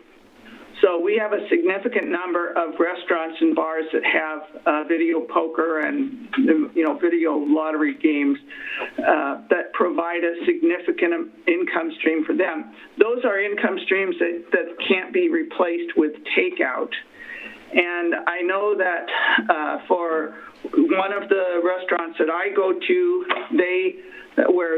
for which that is the case, they shifted to takeout until they ran out of food. But they can't stay open on takeout. So that's different. On the other hand, some of the pizza places are doing better than ever because that's all they ever did was takeout. And so it's a very uneven impact. But I know Vanguard Brewery is really in trouble, and just a lot of our those kinds of places that depend a lot on alcohol sales. For whatever you think about that, they are unable to do that, and this won't help them. Particularly, people aren't going there for takeout necessarily, but I still think the gift card thing is a good way to push money out to those that are still hanging on with takeout, that don't ordinarily do takeout and are doing their best to hang on with takeout. It will push cash in their direction. I think the water thing is also an excellent idea, but I would use that, the water billing money, the big pipe money, to do forgiveness on water bills. Certainly for small businesses, a lot of whom have significant water bills. All the restaurants and hotels generally have big water bills. So if we could push more utility bill forgiveness for a month or two with that money that's coming in from the big pipe, that seems like a good way to marry those two pieces of need and money and need. Anyway, I probably have some other ideas also, but I will let Councilor Ackerval chip in here. Councilor Ackerval, how are you? Thank you. I appreciate, Jordan, I appreciate your creativity in coming up with many different ideas, and everyone's creativity as new ideas have brought forward, tonight in this meeting too. The rest of my council members' ideas as well. I think that we're seeing the need is going to be multi-layered, and so we need different types of ideas and different types of solutions, because one thing that might work for one business or individual or family or whatever, is going to be different from someone else.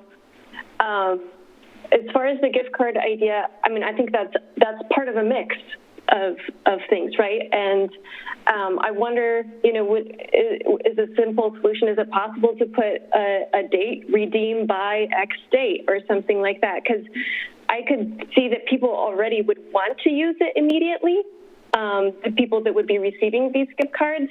I love Councilor West's enthusiasm for trying to get the community rallying together and purchasing things, gift cards, or, I've been thinking that if the Easter Bunny is watching tonight, it could be a good addition to people's baskets, right? We could get some gift cards for that too, maybe. I don't know.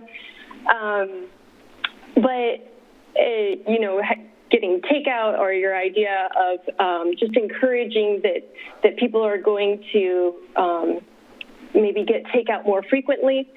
But I want to be sensitive that there's families in our city that is not an option to get takeout, even at a reduction of a bill. And so maybe this is one way that they could participate in that movement and that enthusiasm, that sense of community that is so important right now. So I see merit in that too. And we could probably do something in as far as please redeem by or something like that to encourage it, or, you know, like Mr. Cosgrove said, we'll see how things go, see what's working, see what's impactful. Again, I think that's the benefit of having a multiple layered approach. So a lot of my thoughts have already been said by you all, because I think we do see some similarities on this topic. That's good. Okay. Councilor Lehan, please. I meant to say also, well, on the recovery thing, with regards to restaurants, this is one of their big recovery hurdles for the ones who did not stay open for takeout will be restocking, because they have run their stock down. Certainly all their fresh food is gone. And so for them to open, they're going to require a big infusion of stock of food to be ready to go, to be open again. So they can't just kind of gradually open. They got to jump on in and be open for whatever's on the menu. But without getting too far into the restaurant business, the other ones a couple of the others I'm concerned about, not that we're not concerned about everybody who's impacted, but hair salons and nail salons are just devastated. That's a personal service. Most of the people who work in those places are paid by the client. You know, how many haircuts you did today, how many nails you did today. They're a population of worker that is right on the edge, and those shops are likewise right on the edge. So if we're talking about gift cards, we should be talking about gift cards for those places also. Now, they will not be able to redeem those, so they have to wait until you can give that personal service. Again, we don't know when that will be, but for all of us whose hair is getting all, you know, pretty soon we're all going to need haircuts at the same time. But they need the money now. And we have a lot of nail and hair salon places that are really in trouble. And what was the other one? The other one is I don't want to forget about our house cleaning services, because there are a lot of businesses in the community that are not don't have a storefront, but they're very vulnerable working populations who have pretty much been shut out of doing their jobs. And so I appreciate all the work that Jordan has been doing, and the more I think about the problem, the more it's just it's an enormous octopus kind of thing to get your arms around, because of the vast variety of impact that has occurred for all kinds of workers and businesses, including, and then I'll say one more thing, but including, it's not just small businesses, you know, it's also certainly the lodging industry. Our hotels might as well be shuttered, and I'm in the hospitality business. All my clients have canceled for 3 months, and I don't think, and I'm guessing July will cancel also, because those people are coming from New York. What are the chances? Pretty slim. So it's, but I appreciate that. You know, for every one of my clients who have canceled, who were coming for a wedding, who were coming for a commencement ceremony, it means that they've canceled at Langdon Farms for the wedding thing. They've canceled at the restaurants for the rehearsal dinner. They've canceled all over the place because there are no weddings, there are no commencement things going on.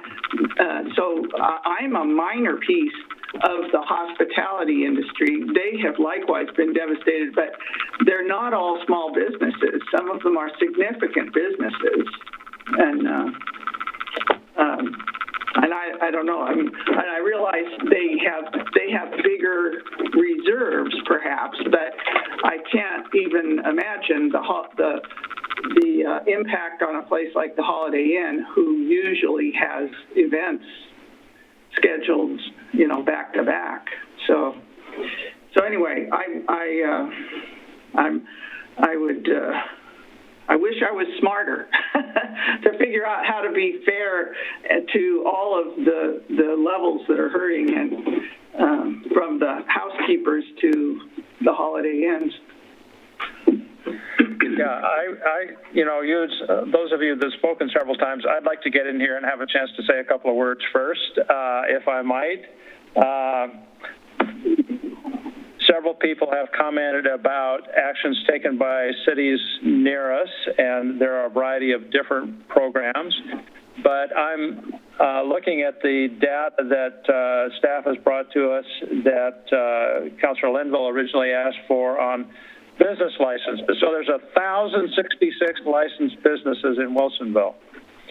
If you take all the businesses out of that have 5 or fewer employees, which is really pretty small businesses, and you take $200,000, you could give each one of them $299.75. That's how far it would go. So you say, well, that's not enough to help anybody out that much. Well, okay, so you're going to cut out more businesses. Do you want just those that have 2 employees or less? Now you're talking about minuscule businesses. You could give them each $408. Doesn't really get you very far. So what can you do with $200,000? Well, you could give 200 businesses, 1 out of 5 businesses, $1,000. Is that enough to make a difference? Are you prepared to decide which 1 out of 5 businesses in Wilsonville gets support, monetary support? What, they need $2,000 to try to cover a month's rent even? Or you could only do that for 100 businesses, 1/10 of the businesses. So how do you make those kinds of judgments? How do you make that decision in any meaningful way? We don't have major programs that would enable us to do significant evaluation on a one-by-one business. I have personally never felt like it was really appropriate for government to call the shot and say, well, your business gets to have some help to succeed and these others don't, just because we're deciding that. It makes it very, very difficult. And, so that's one area that comes to my mind when I start thinking about how to do this best. Another one is this. We are 3 weeks into emergencies on a event that's likely to last at least 3 months. And so people have needs right now, businesses have needs right now.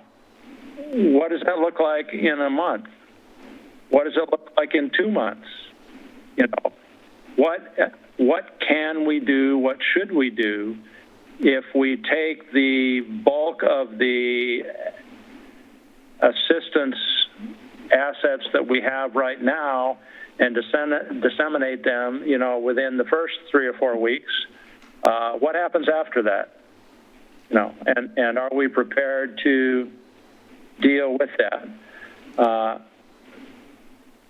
And then as we get, a month down the road, 2 months down the road, how critical are the needs of our individual citizens and our individual families, not just our businesses, but individual people who are possibly going to be needing financial assistance just to put food on the table. I've read stories around the country of other locations where the progression of the virus is worse than here, that have food banks that have seen 200, 300, 500% increases in demand for their food. So what's our plan? What's our strategy? What's our commitment to having resources for subsequent need coming out of this, not just first wave need? So that's another question. I'm not saying I've got good answers to any of those questions, but I think it's incumbent upon this council to consider any course of action they take within the framework of all those other factors also. My perspective. Other people wanted to talk. Again, Councilor West. You're muted. There you go. I'm of the mind frame that as much as can be on the table to look at and to be ready for and to be nimble with is important. And I think your point is taken, Mayor, that, and it's completely true, that $200,000-ish is a drop in the bucket. Probably it has to be a first come, first served basis, who's on top of it, who's being proactive and going to get the funds that we can make available.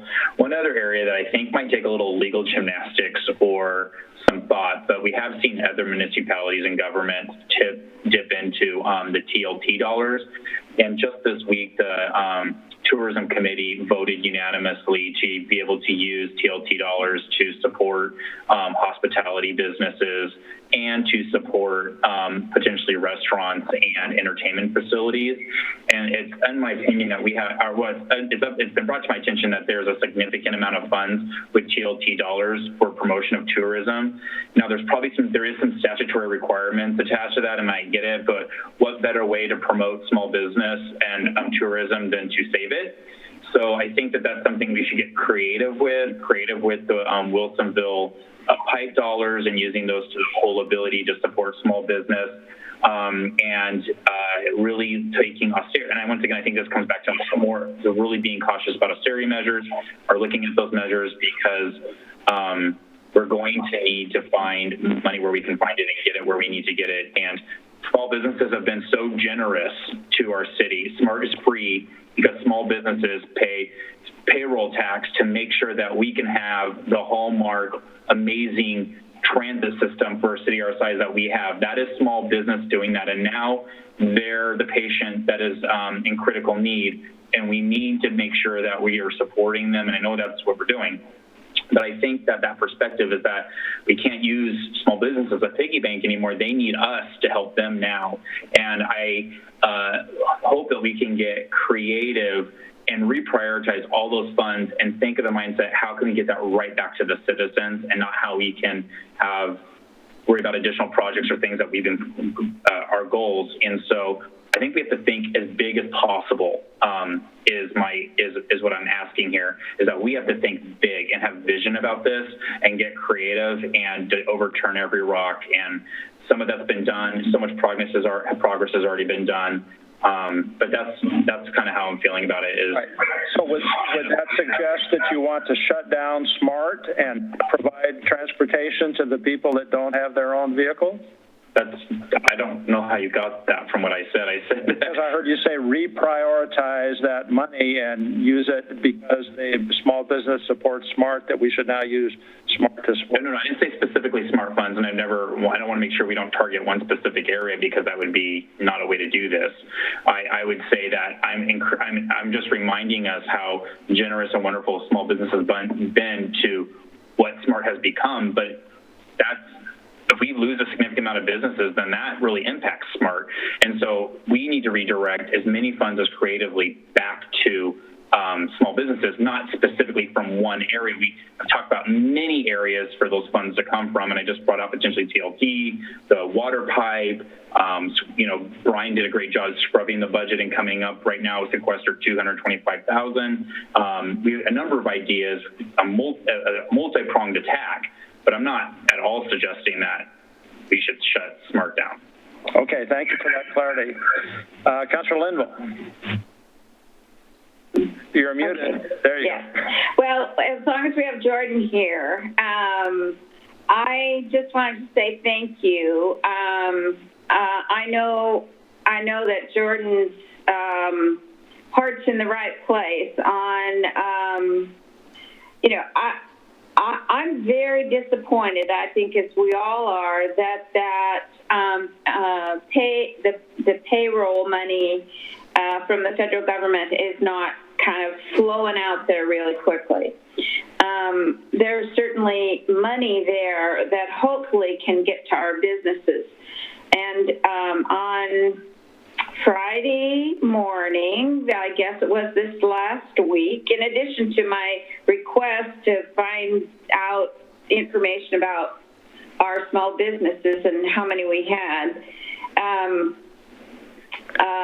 and I think, Jordan, in your report, you mentioned Congressman Schrader's webinar that was held today.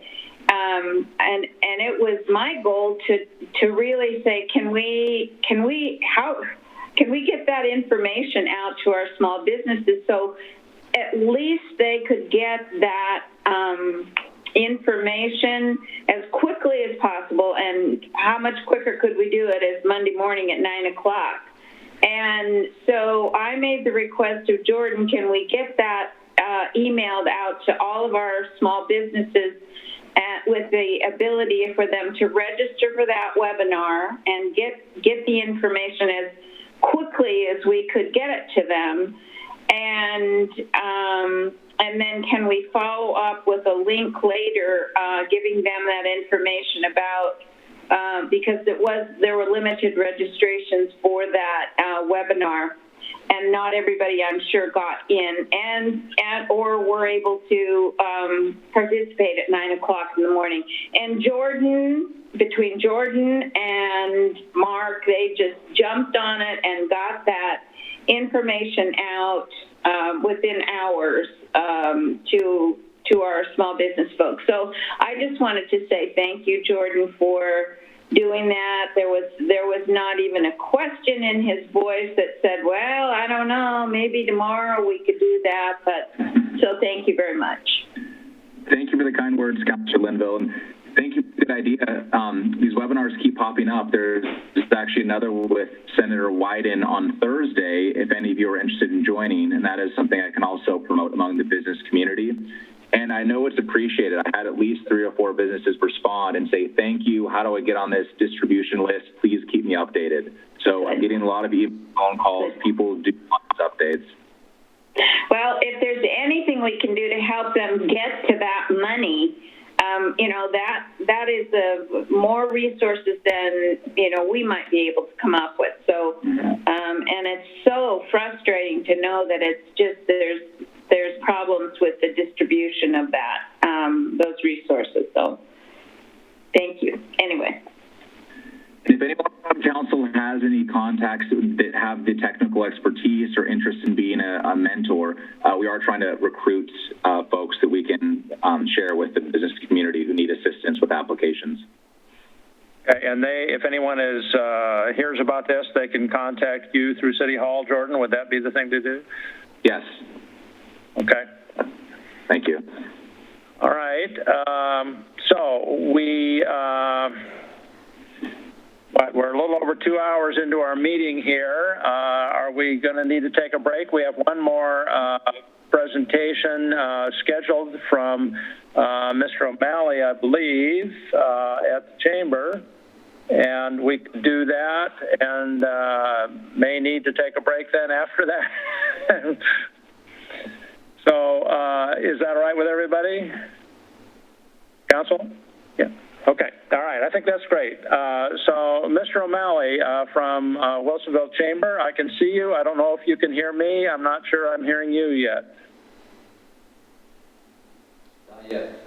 Okay, hold on. All right. There we go. Go ahead, Kevin. Yes. I was going to say that I was going to be super quick and offer to give 1 or 2 minutes of my time to either do, rounds of applause or some type of exercise so everybody who's been sitting here for hours could stretch. So I'm entirely glad to say, can we do a round of applause if everybody here? Wave. It's been a long night. Thank you, Count. So I am up. Yes, sir. Okay. Make it quick. I don't believe that it's hyperbole to say that the coronavirus is crushing our local Wilsonville economy. The governor's stay-at-home executive order, while necessary to save lives, has nonetheless effectively put out of business many hundreds of Wilsonville businesses. In the recently completed survey that looked at COVID-19's impact on our Wilsonville businesses, our survey showed that 73.6% of businesses are now and within the next 90 days expected to have a loss of revenue of greater than 50%. Jordan's analysis surely bears that out. So in response to the economic disaster impacts of COVID-19, we request City Council to immediately create a COVID-19 Small Business Support and Recovery Grant Program. On our city's website, under the admin page, it says the mission of the city is to protect and enhance Wilsonville's livability by providing quality service, to ensure a safe, attractive, and economically vital community while preserving our natural environment and heritage. We would suggest that making grants now to small business is not only consistent with your stated mission, but it's actually also a very smart, proactive strategy. By providing grants, you help mitigate catastrophic economic losses today to keep businesses viable and to keep valuable jobs here in Wilsonville. We know that our city wants to be thoughtful in how it responds to this crisis. We would respectfully submit that there is an urgent economic need, and we need swift and appropriate action now. I recall a time when the City Council learned about a crisis with some near pedestrian misses happening down on the Beckman Dip and also by Grams Oak Nature Park. There was not a planned budget expense line item, but you immediately acted, called for major sidewalks, guardrails, crosswalks to be built. You found the money to deal with an emergency crisis. At this point in time, no one knows for sure how long this COVID-19 pandemic will last. We've heard our medical experts advise us that right now, today, we need to flatten the curve on this pandemic so that we don't overwhelm the medical system and to buy it some time. Mr. Mayor and City Councilors, we need your help right now, today, to flatten the curve for small businesses in Wilsonville. We need you to create this small business grant program to buy time for our small businesses. Our small businesses need the grant money to help pay rent, utilities, or payroll. In response to this economic disaster, we request City Council immediately create a COVID-19 Small Business Support and Recovery Grant Program in the amount of $500,000. That fund would consist of two parts. One would cover hospitality-related businesses and would be funded with the $250,000 of previously received TLT monies that were not spent and were swept into the general fund. Your Tourism Promotion Committee Chair emailed you on Friday about this option. The second fund, also in the amount of $250,000, would be used for grants to non-hospitality small businesses. The funding for this $250,000 has already been potentially identified by city staff. There will, of course, be the necessary and appropriate guidelines and rules established for this process, including who's eligible for these grants. Your Wilsonville Chamber, as the first responder to business communities' needs, has literally been working overtime 7 days a week to provide essential support to our Wilsonville businesses. We stand ready, shoulder to shoulder, to work with city staff and city leaders to collaborate and create not only a recovery grant short-term program, but an evolving Wilsonville business survival and continuity plan. Appreciate your time, appreciate all the hard work, and I'm happy to answer any other questions. Well, thank you, sir. I would like to jump in first and ask if you folks at the Chamber have had any dialogue about how we would determine who gets help and who doesn't. Did you hear my Yes, I did, sir. About the business licenses? I mean, just thinking about, you know, that 1,000 different businesses out there, how do we decide who gets help in what magnitude and who else then doesn't? Okay, it's a very fair question. So I think it's two-part. First off, there have to be guidelines. Do they have a city business license and the like? And the bigger question is, did I go away? Are we good? Nope, we got phone. you.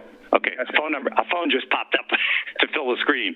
Okay, so the first thing is having guidelines, and Councilor Linville had asked me yesterday, and I mentioned to her that I have compiled a whole list of what other cities are doing to make a grid. So the assumption is that you can decide what's a fair ruler to measure by. Your other question, sir, is a broader question, which says, how do we pick winners or not? And I would submit to you that when we just spent a whole year of our time evaluating the affordable housing question, virtually at every meeting, there was a grounding that came to the group that said, we're not going to be able to solve all of Wilsonville's affordable housing problem, but if we can solve it for 100 people, we all agree that's worthwhile. And I think we're in the same situation. We know that we're not going to solve the entire problem.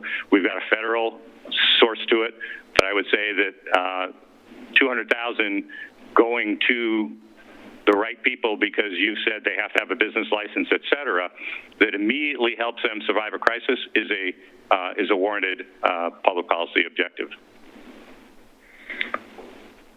Would you prioritize smaller over larger?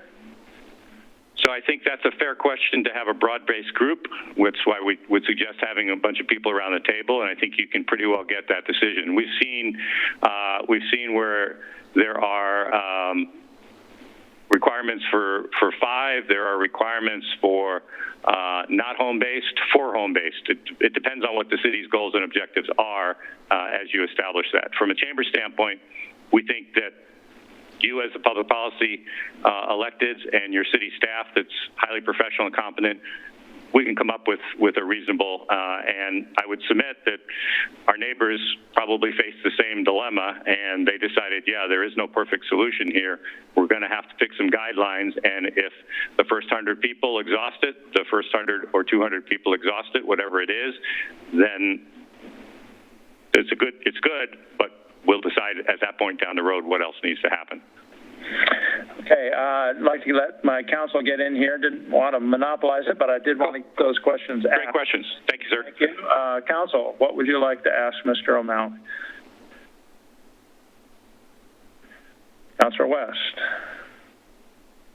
Kevin, thanks for coming and presenting to us. I appreciate it.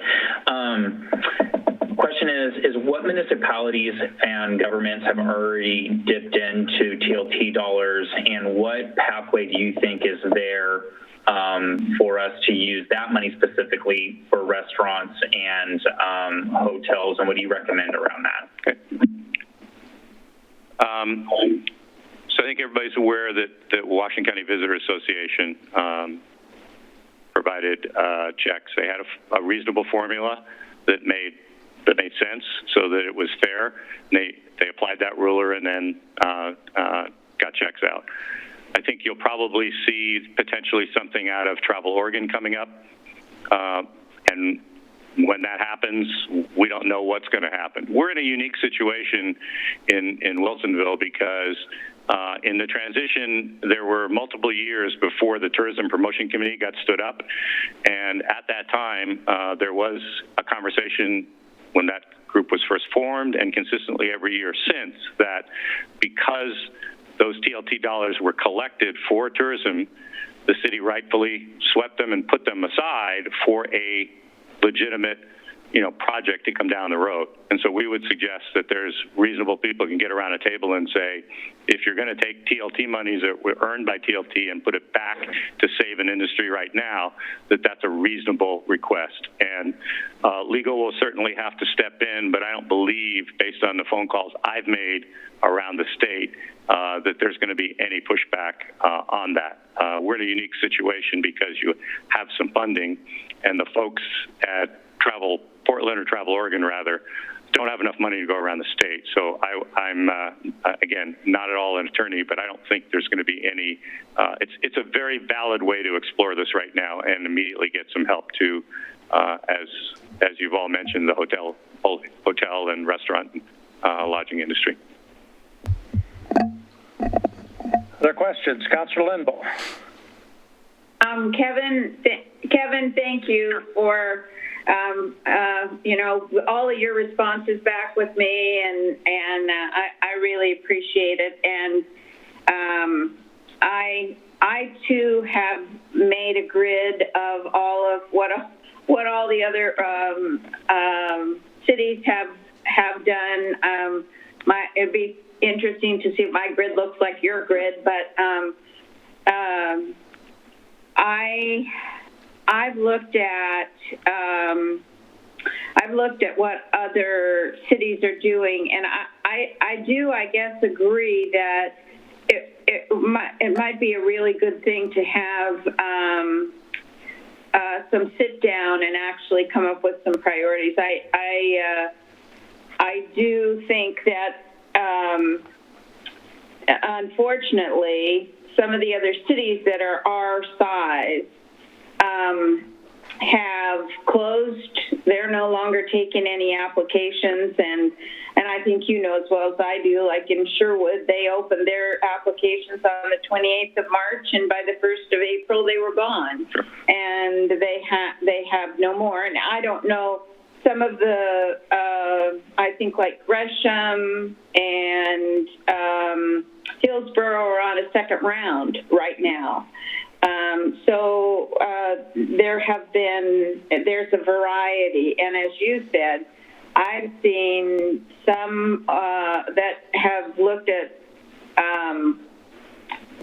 companies that have 55 and fewer full-time equivalent employees, some that have 50, some that have 25, some that have 10. It's kind of all across the board. And I wish I had a wonderful crystal ball to say, here in our community, this is where the most good is going to happen. And I think your analogy is probably correct. We're not going to be able to do everything for everybody, but I fully agree that if we can do something, we should do something.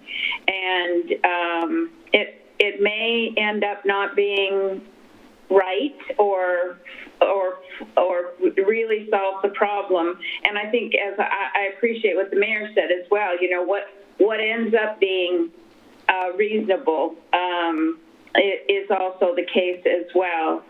And that was really what prompted my questions to you about, what does your crystal ball say about what would be the best strategy? So I guess at this point, with the models that are out there for Oregon, for cities that are our size, some of them have actually said mortgage or rent only. That's what they're talking about. They're only going to deal with mortgage or rent. And others have looked at a bit more business continuity issues that have to do, may deal with payroll, may deal with insurance. Some employers, I understand, are trying to keep their employees in some way. Mm-hmm. Some of them have not paid salary, but are now just trying to keep their insurance for them, right, so that they have health insurance. And what a great thing that is. And I wish I could say that in 2 weeks that federal money is going to be out there and available to all of those businesses. I've thought about a priority. Well, what about for the folks that have not ever had an SBA loan, who are going to take longer to get into the process? Is there a way to provide resources to them that might bridge that gap where others might have be able to access those funds in a more immediate way? Right. So you know, there's like all these things floating around about what are good options and strategies, and I wish I knew what the best one was, but I think it's a hard thing, and as you're saying, you know, the cities are probably all in the, you know, they've been in exactly where we are, trying to say what should we do and what is the best thing to do, and how long do we do it? You know, how long is this going to go on? And so. And you're asking very intelligent and thoughtful questions, Councilman. I mean, you were on the Schrader call this morning. It was a great call, but one of the big surprising ones was that they announced that for the PPP, small business that are independent contractors or sole proprietors can't even apply until this Friday.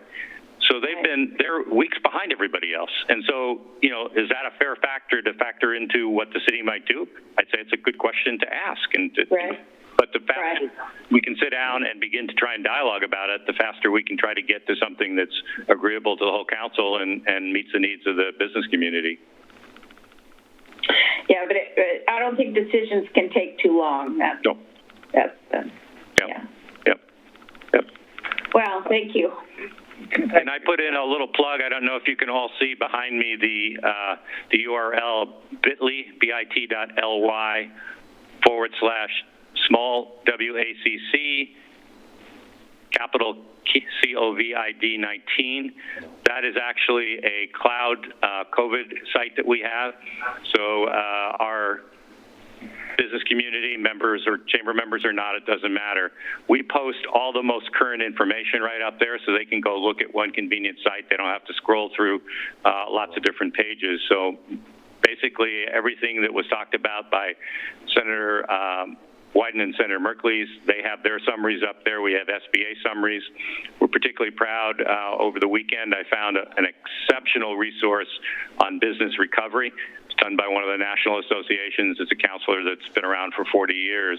And it's very important because he's making the point that grants are grants, but these are also really not fully grants without strings attached to our business community. Okay. You have to be able to substantiate that you did that with payroll. And then if you're going to do a EIDL loan, you better make sure you understand it's a loan, and you're going to have to prepare documents. So the local Clackamas SBDC is a great resource, but for somebody who wants to sit and watch an hour-long seminar, we've got that up on the site as well, and it can actually take them through what is SBA going to want to see in your two-page, your financials, et cetera. And the good news is it's not as bad as a normal SBA loan process, but it certainly is still a process that our businesses need to be helped on. So we're looking to continue to keep those resources there. Well, your help in helping those businesses do that is, I think, right on in terms of what they need. That help. I know I've talked with some, and they're not interested in the loans because they're afraid they're not going to be able to pay them back. Well, and they should be. That's the purpose of this. It's why, and we posted on so we're doing a lot of education. We have, over the last couple of weeks, we have a Facebook page that's reached almost 50,000 people. We have almost 4,000 interactions.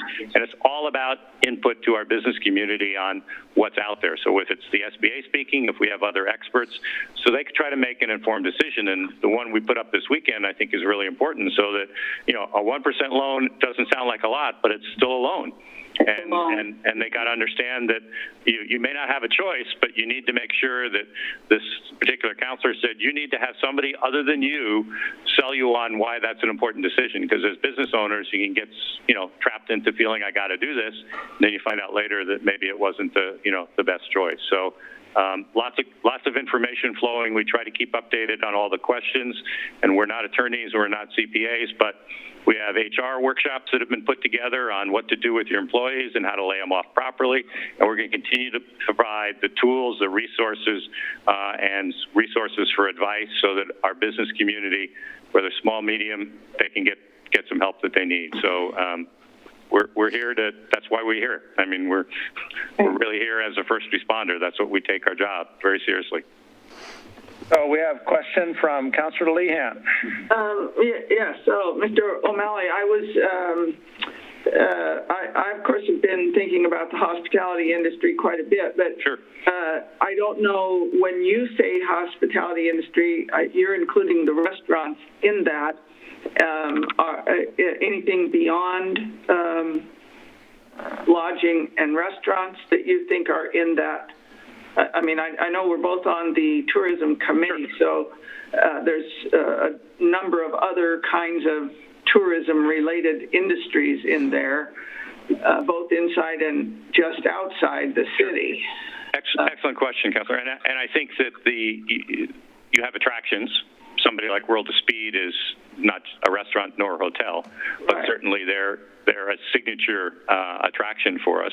And Travel Oregon has some very interesting documentation about the economic impact of hospitality, and they break it out into segments. So I would suggest that, if the Tourism Promotion Committee formally wants to make a request, they will sift through that and try and line out kind of specifically what businesses should be part of that. But yes, in our chamber mind, the hospitality includes not just a hotel lodging property, but includes the restaurants and attractions that are affiliated with hospitality. So when we, as the Tourism Promotion Committee, we're doing some promotion in, on the website or whatever, those kinds of businesses, conceivably, Airbnb or VRBO, whatever, are all part of that hospitality industry. And if they're on the economic impact by Travel Oregon, as these are the people that are part of that industry, then I think that's a reasonable potential ruler to get everybody to agree, yeah, those are, we're not picking winners and losers. Those are, that's an industry language for what that means. So then my other question is, I neglected to ask Commissioner Hubbardson about the county. That is, we're paying more to the county in TRT than we are to the city. So have you had any conversations with the county about the county's TRT and whether that is any of that is earmarked for the hospitality industry? So I think that the short answer is I try to have unofficial conversations where they're appropriate without putting people on the, on the spot. We are in a unique situation because of that gap of the 4 years where we collected some money. And I really think it's unique because when you look around and all the other DMOs are trying to figure out what to do, I can share with you that all of the DMOs have said that they are going to ground zero and having to rebuild an entire organization because they anticipate a shifted model as to how they're going to work out. So I would guesstimate from what I've observed that it would be unlikely. And again, I'm not speaking for them, but if you ask me a direct question, I'm trying to give you a direct answer. I would think it would be unlikely that they would have the resources to provide help right now. But the good news is that they would be very focused as we all come out of this as to how do we begin. If New York isn't traveling here or somebody else is, then I know they would be very interested in saying, how do we get more people, 20 miles away to come up here and, and interact and begin to start to get some money into the coffer. So that is an issue because, as you know, it's all right now. It's restricted to being spent on bringing people who are more than 50 miles away. Yeah. I think there's going to be some flexibility, and our chair, our chair Darren asked about right when this hit. I said, can I have the okay to talk to our new marketing arm to say, hey, if this is not long term, can we start shifting our messaging right away from what we thought was normal, and now we're in? And they said that's their business, right? And Bridget said, we will follow the direction of the Tourism Promotion Committee if we want to start talking about what to do to generate tourism dollars here locally. We can switch on a dime. So they're very anxious to do that. Okay, thank you. Okay. Mayor, can I ask just offer one suggestion on the gift card conversation? We're doing a live at noon on Wilsonville, just talking to our business members. Boston was on the line on Friday. We were talking with Hank. There was an interesting conversation because he mentioned that he was doing a if you bought a gift card, you got 20% more. And what we termed it was that you were getting a gift card bond, meaning you were getting more money. And I have seen that some areas of the country said, if you agree to hold this for 90 days, we'll give you 20% more, just like a bond would. So you can buy a $100 gift card for $75 or $80 would be the right number. And so there's another way that, one of the questions came up, what about the Groupon effect or whatever. There are some interesting creative solutions on what I've seen happening out there. Okay. Okay. Thank you. We are at 9:40, and we normally don't go past 10 or very far, and yet we've had a lot of discussion. Do we have outside testimony still waiting at this hour? 2. We have 2. 2. Okay. Is that under public comment or public communication? Public comment. Oh, we have, that's under public comment, Mayor, so that's after Mayor's business. Yeah. And if you want, you can move citizen comment up to now, and then take a little break, and then you're going to have to take a motion in a second and vote on whether you want to extend the meeting past 10. Stay a little later. I hate to keep people waiting. We really do need a break. I guess we should probably, if it pleases the council, ask the input from those members that are still waiting to give us input, and then we'll take a break, I guess. Well, the good news is that public comment is 3 minutes or less, so we'll put the timer on and we'll let people know. All right. Thank you, Mr. O'Malley, for your input. Appreciate that. Let's go to the public input portion, if that's in agreement with the council, and ask the public input to be moved up at this time. I think we have, is it Eric Postma? I think we have Eric Garrett Pryor. Okay. If Mr. Pryor's ready, then Chair recognizes Mr. Pryor. Okay, so we'll bring in. Still have him on mute. Got to get him unmuted there. Bring Garrett. There I am. There you are. There. Okay, you got 3 minutes, Garrett. There you go. Oh, okay, excellent. Well, Council, thank you very much for thorough discussion around the business support. And I want to thank Kim and the rest of the technology team here in Wilsonville. This is excellent to be able to give public comment online. I wrote to you earlier today. I think we're at a crucial point in the Equitable Housing Strategic Plan as that gets ready to go to the public hearing phase. Just really calling out and defining what is equity, I think, is going to be really crucial into making sure that we're reaching the audiences that this really needs to get to. As far as the business support that's been discussed, I very much agree that tough choices need to be made for public health, and that even if it's $150,000 or $200,000, you're not going to meet all the needs of the community. But I really think that there's a symbolic point in providing immediate help and really showing the relational piece that we're, as a city, being, in addition to being holding these hard rules against businesses, we're here to also provide that hand. I think that is happening now through the work that Jordan is doing, but having money, even if it is to help out 20 businesses, $5,000 to $10,000 a piece, I think that's something we need to do as the other grant programs from the county and the state and the federal come rolling in within the next 2 to 4 weeks. And I think that's it right there. So thank you. Thank you very much. Appreciate it. Yep. Mr. Postma, are you hearing us? He doesn't have audio yet. Can you hear us, Eric? No. Do you need to send him instructions too? Has he been responding? There we go. Can you hear us, Eric? No.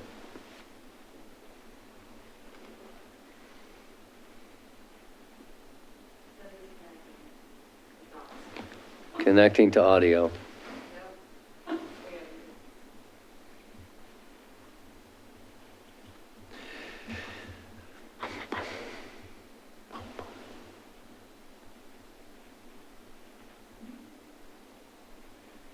Doesn't seem to be happening, does it? Oh, Hold on. There we go. Can we hear us, Eric? I can hear you now. Now we can hear you too. I think the ironic part is I was telling Kim that I would be happy to rely upon my written statements because I know it's getting to be a late hour, but as long as I'm here now, I'll certainly talk. Thanks for the time tonight, and there's a few of you I've reached out to individually, and I thank you for the individual contact as well. I usually have to give this disclaimer at the front end because I wear a few hats, but tonight I'm speaking on my own behalf, despite the fact that I'm a board member, except for a little piece at the end, and I think you'll understand that when I get there. I do want to point out that I've heard a lot of talk tonight, especially about the federal help, and myself as an attorney, I can tell you that I have seen and heard I know of particular Wilsonville small businesses of late that have already had to take severe action. And so I worry that whether or not we're already timely, but here we are. So the federal help may not be enough, and the timing may be a little bit late. So I would certainly support the relief packages that we're talking about, both for general business and by use of the TLT funds. Acting fast now, I think, is pretty critical if we're going to sustain small business and the character that they provide to our community.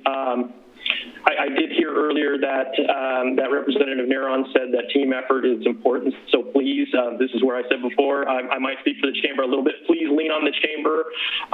Jordan Vance has been fantastic. I know that he has been a big part of the communication that the chamber has had, and I know he's worked pretty tirelessly. But I do need to provide this plug here, and I hope you would all join me in this. Is that Kevin O'Malley has been working tirelessly for the last several weeks, and he has been a significant resource for our community's businesses, and I would hope you to join me in commending him for that work because I know he's putting in long hours and a lot of work to make sure that some of our businesses can be sustained. So I'm happy to answer any questions if anybody has any, but I thank you for the time. All right, thank you very much. I think we will take a break then for a few minutes here and then come back, and we're going to have to kind of regroup as to going forward. We do have actual scheduled business on the agenda, and we have a question of direction to staff on this discussion. So what, about 5 minutes? Be back, what, at 5 minutes of 10?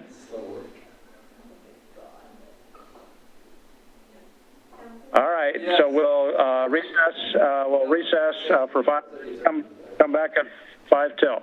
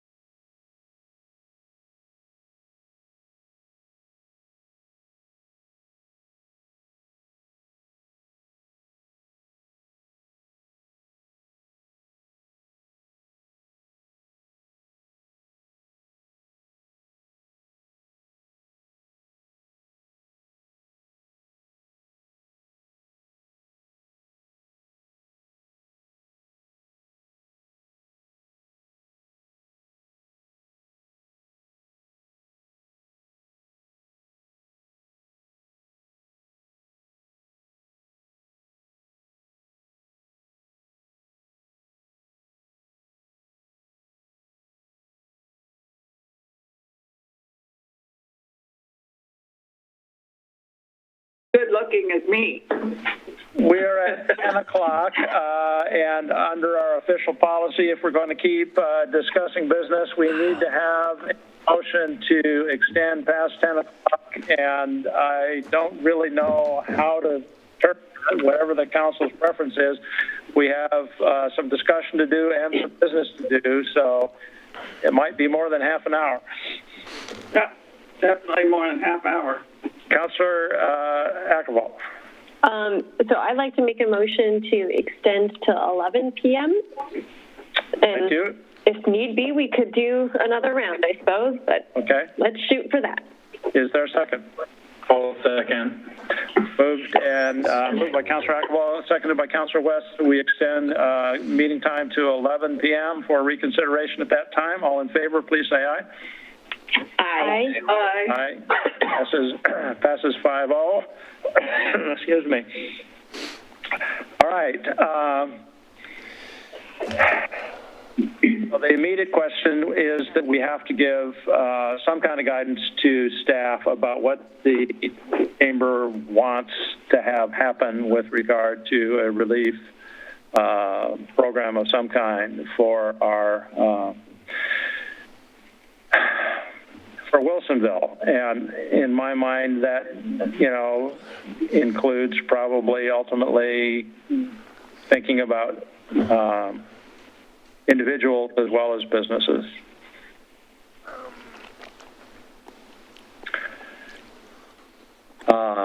There were a couple of suggestions made, and I think there is some validity that some of the tourism money could be directed toward a certain segment.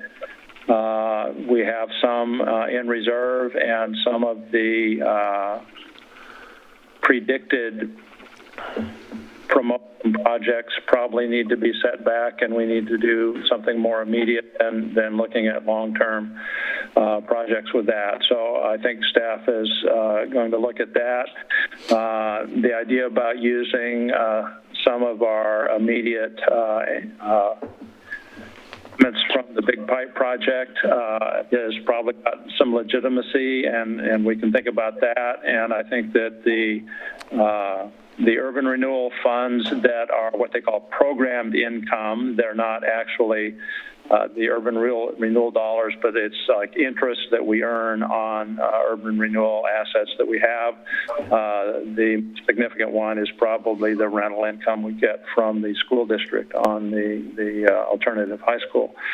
So we would need to have staff give us a little more guidance after they looked into those, but it's not inconceivable that we could probably get close to the magnitudes that Mr. O'Malley was suggesting might be possible by tapping all those sources. I, again, would caution that this isn't the last need or probably the last thing we're going to have to do, and I don't want to be caught with nothing but lint in our pockets when we get to the next round of needing to entertain something to assist our people. So open to discussion here about how we might go about it. I guess I would also say that I think that the opinion that was expressed about getting a few people around a table to try to hammer out some kind of idea about criteria that might use to narrow the field, I guess, if nothing else, essentially is going to be picking winners and picking losers is what it would be. But I think if we go down this road, that's going to be necessary to have a little bit of discussion, try to put that together. So, Council, what are your thoughts? Councilor Linville. Well, I think getting a group together is great. I think probably doing something fairly quickly and getting back either with us having a special meeting in order to decide is probably recommended rather than for us to try and hash all the possibilities out. Having said that, and I would also say that if there needs to be a council representative in that discussion, I would be happy to do that work. I did, as I said, put a bit of a grid together, and from the looks of this, there are ranges that are anywhere from $1,000 grant up to in one of the larger, in the Gresham area, they did it by employee up to a maximum of $1,000. And of course, Portland did something that's off the chart that we wouldn't even need to consider. The majority of the jurisdictions did not do loans. There were actually only 2 that did loans. And then there were a variety of eligibility requirements and sizes of organizations. So I think there's some ways to look at some things and even to do 2 tiers. I think in one jurisdiction for sole proprietors, they did one level, and then for organizations that had more than just a single person, they did a different level. So it was kind of half and half of the amount. So there's a lot of different ways to cut this and different ways to look at. I truly believe that it's unfortunate, but we're not going to be able to do. We're not going to solve the problem with this, but I do support that we go forward with it. Okay, let me ask you one question. Would you do an application process where, you ask people to apply for it as opposed to just saying everybody that's in this category would qualify? Yeah, I think otherwise the amounts of money get to be so small that they're not worthwhile in doing anything. Okay. All right. Anybody else? Councilor West. I think that also having kind of a policy of not necessarily winners or losers, because, I don't want to say like that term, but like first come, first serve has an impact on this, and just really the business owners being very proactive and they know their needs. Very, very simple application process that allows us to have some discretion. Recently did something similar to this on a way smaller scale when our fire relief board did $50,000 we raised. And so what happened is we had a simple application process, and the board sat down and went through each application process. Now, every family was able to get a good amount of money that really helped them, but many of them did not get exactly what they asked for, as much as they asked for, but they did get something. So maybe a family asked for $5,000, but we would give them $2,000 or $1,000. I think the most we made some families was $3,000 or something, and then we came back around this last Christmas and realized we saw leftover funds, reassessed, and gave everybody a significant check from leftover funds this last Christmas that they were giving back into their houses. So looking at that 2-tiered approach, that multiple tier, are you okay? Or that I like that multiple tiered approach, similar to like what our board did. Similar to like what our board did for the fire relief funds. And then people came back and reported to us and said, for what you did, were able to give to us was significant. And we were also surprised how many people, we were surprised with the things they asked for. It was very humble. They were very thoughtful in what they asked for. We didn't find that people were trying to get more than they needed. Some people just said, I need $500 so that I can, fix the car that the tires are burnt on or something. I can't remember exactly. Some of it was $500 and some of it was just $1,000. So they can even request and say up to, and then have that multiple tiered approach. And I think you'll find, and then some discretion to try to stretch those dollars to who need We're getting a lot of sound interference here. I don't know if our tech people can help us. We're getting a lot of sound interference. We're hearing it too, and we're trying to figure it out. Okay. I can hear you fine. It's Councilor West. If I could just say one additional thing, and that is that as I looked over some of these, there was an interesting idea, and that was it was a reimbursement rather than for them to say, this is how I'm going to use the money, and then looking for some documentation that they already, that this is how. If we establish what the criteria is, in other words, it could be overhead, payroll, sustainability, whatever, supply chain, whatever it is that we decide.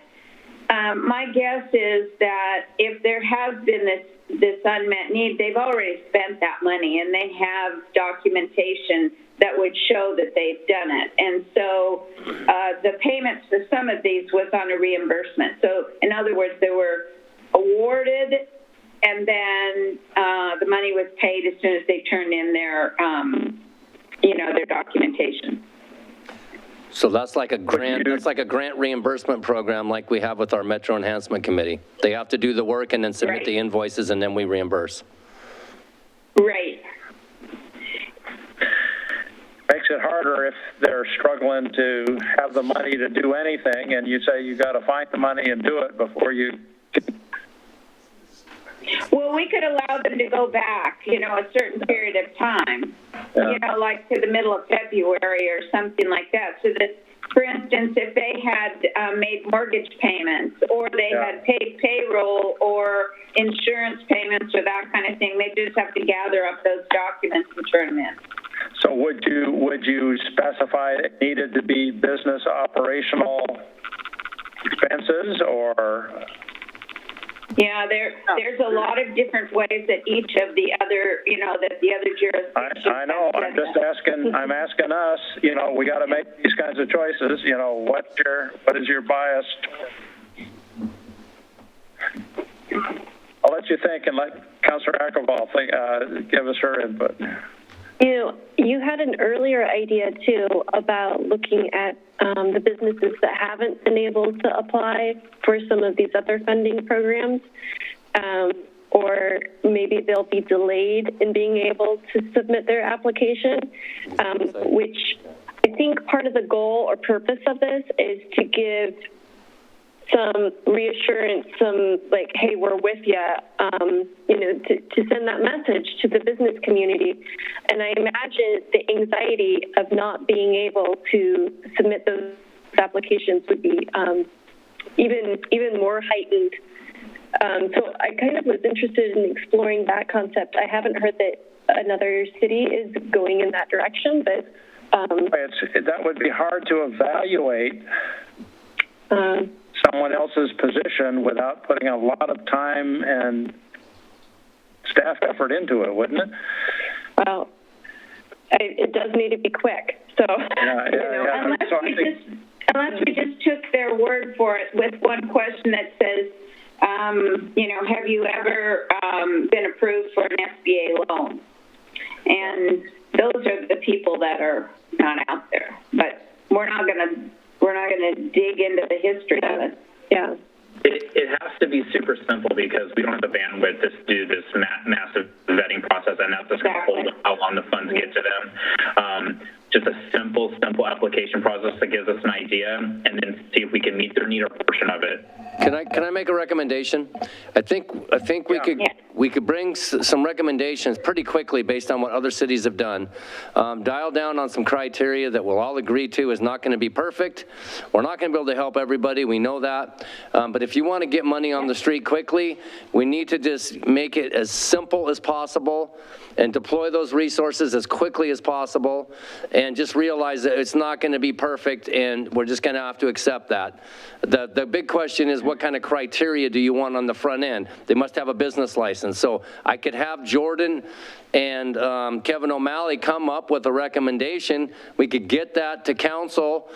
We could have a special meeting and talk about it. And in the meantime, I don't know how people are going to access that, but I could work with my IT folks to set up a website.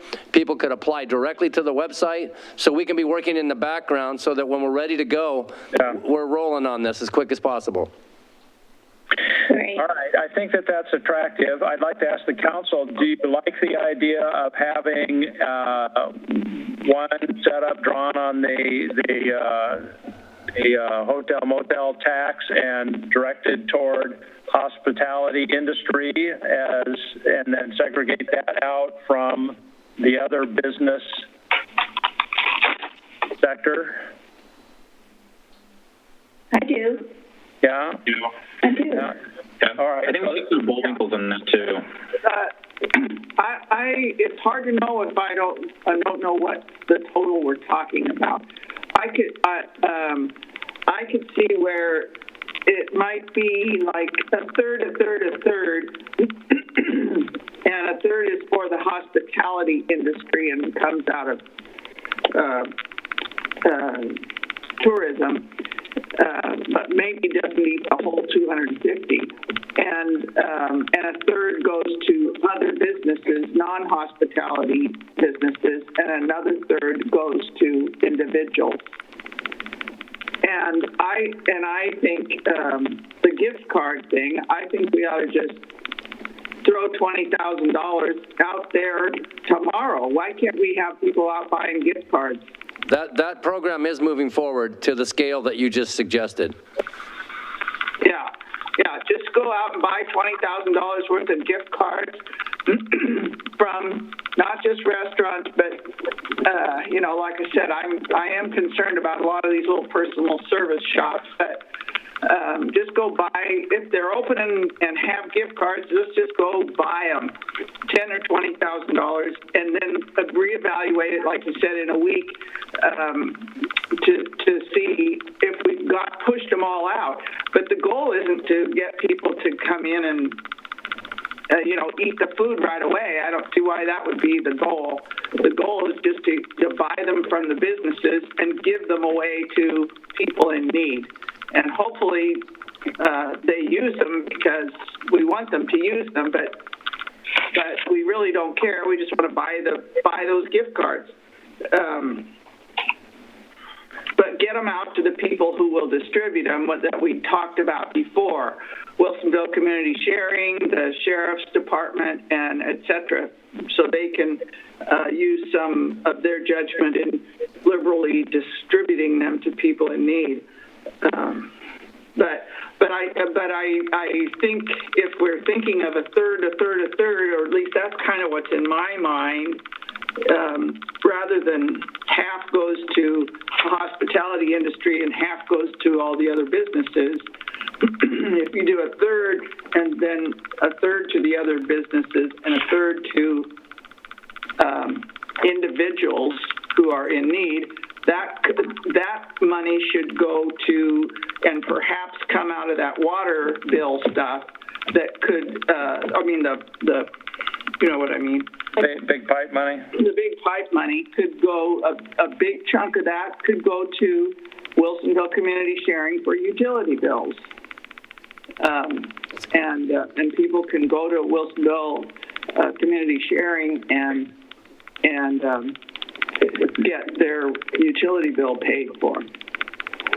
But that way I think we can't just do a whole bunch for business and nothing for individuals, because we have a lot of employees who are laid off who don't work for Wilsonville businesses. They work for a business that's closed in Beaverton or Tualatin or something, and they're Wilsonville citizens in need.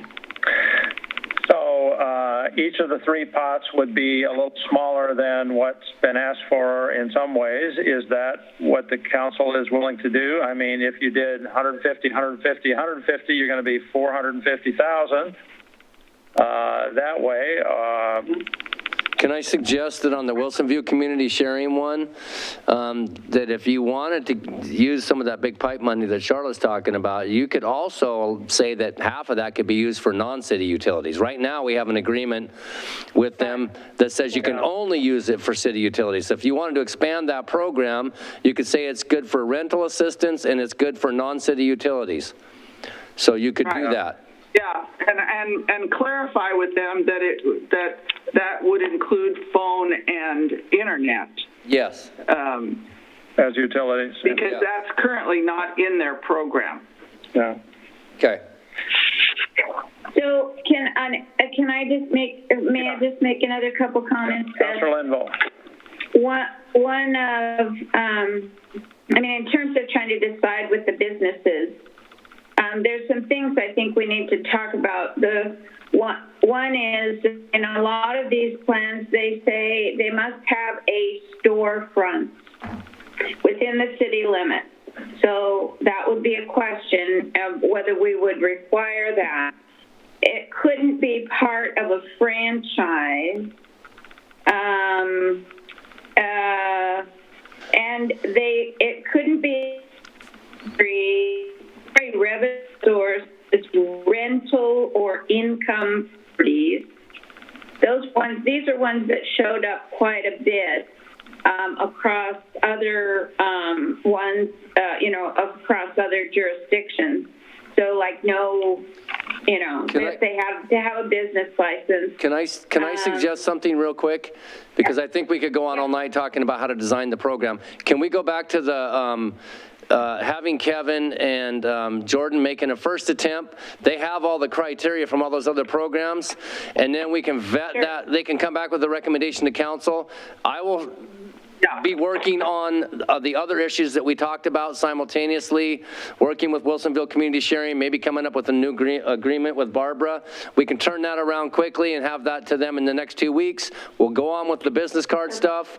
So let's get some recommendations to you so that we're not trying to design the policy tonight, and then we'll have another meeting, a special meeting if we have to, in the next couple days. And we can get on with the rest of the business. And then we can get through the rest of this agenda tonight before 2 a.m. Yeah. Councilor West, do you have something? I just wanted to, can you clarify, Brian, that we would revisit this in just a few days because time is of the essence? Well, however long it takes Jordan and Kevin to come up with some criteria that they would recommend to council based on everything that Councilor Linville has already raised multiple times, we should be looking at the criteria and figuring out what makes sense for Wilsonville. Should they have a storefront? Absolutely, they should have a business license in Wilsonville. Do you want to include chains or not? All that stuff needs to be filtered, discussed, and then brought back to you.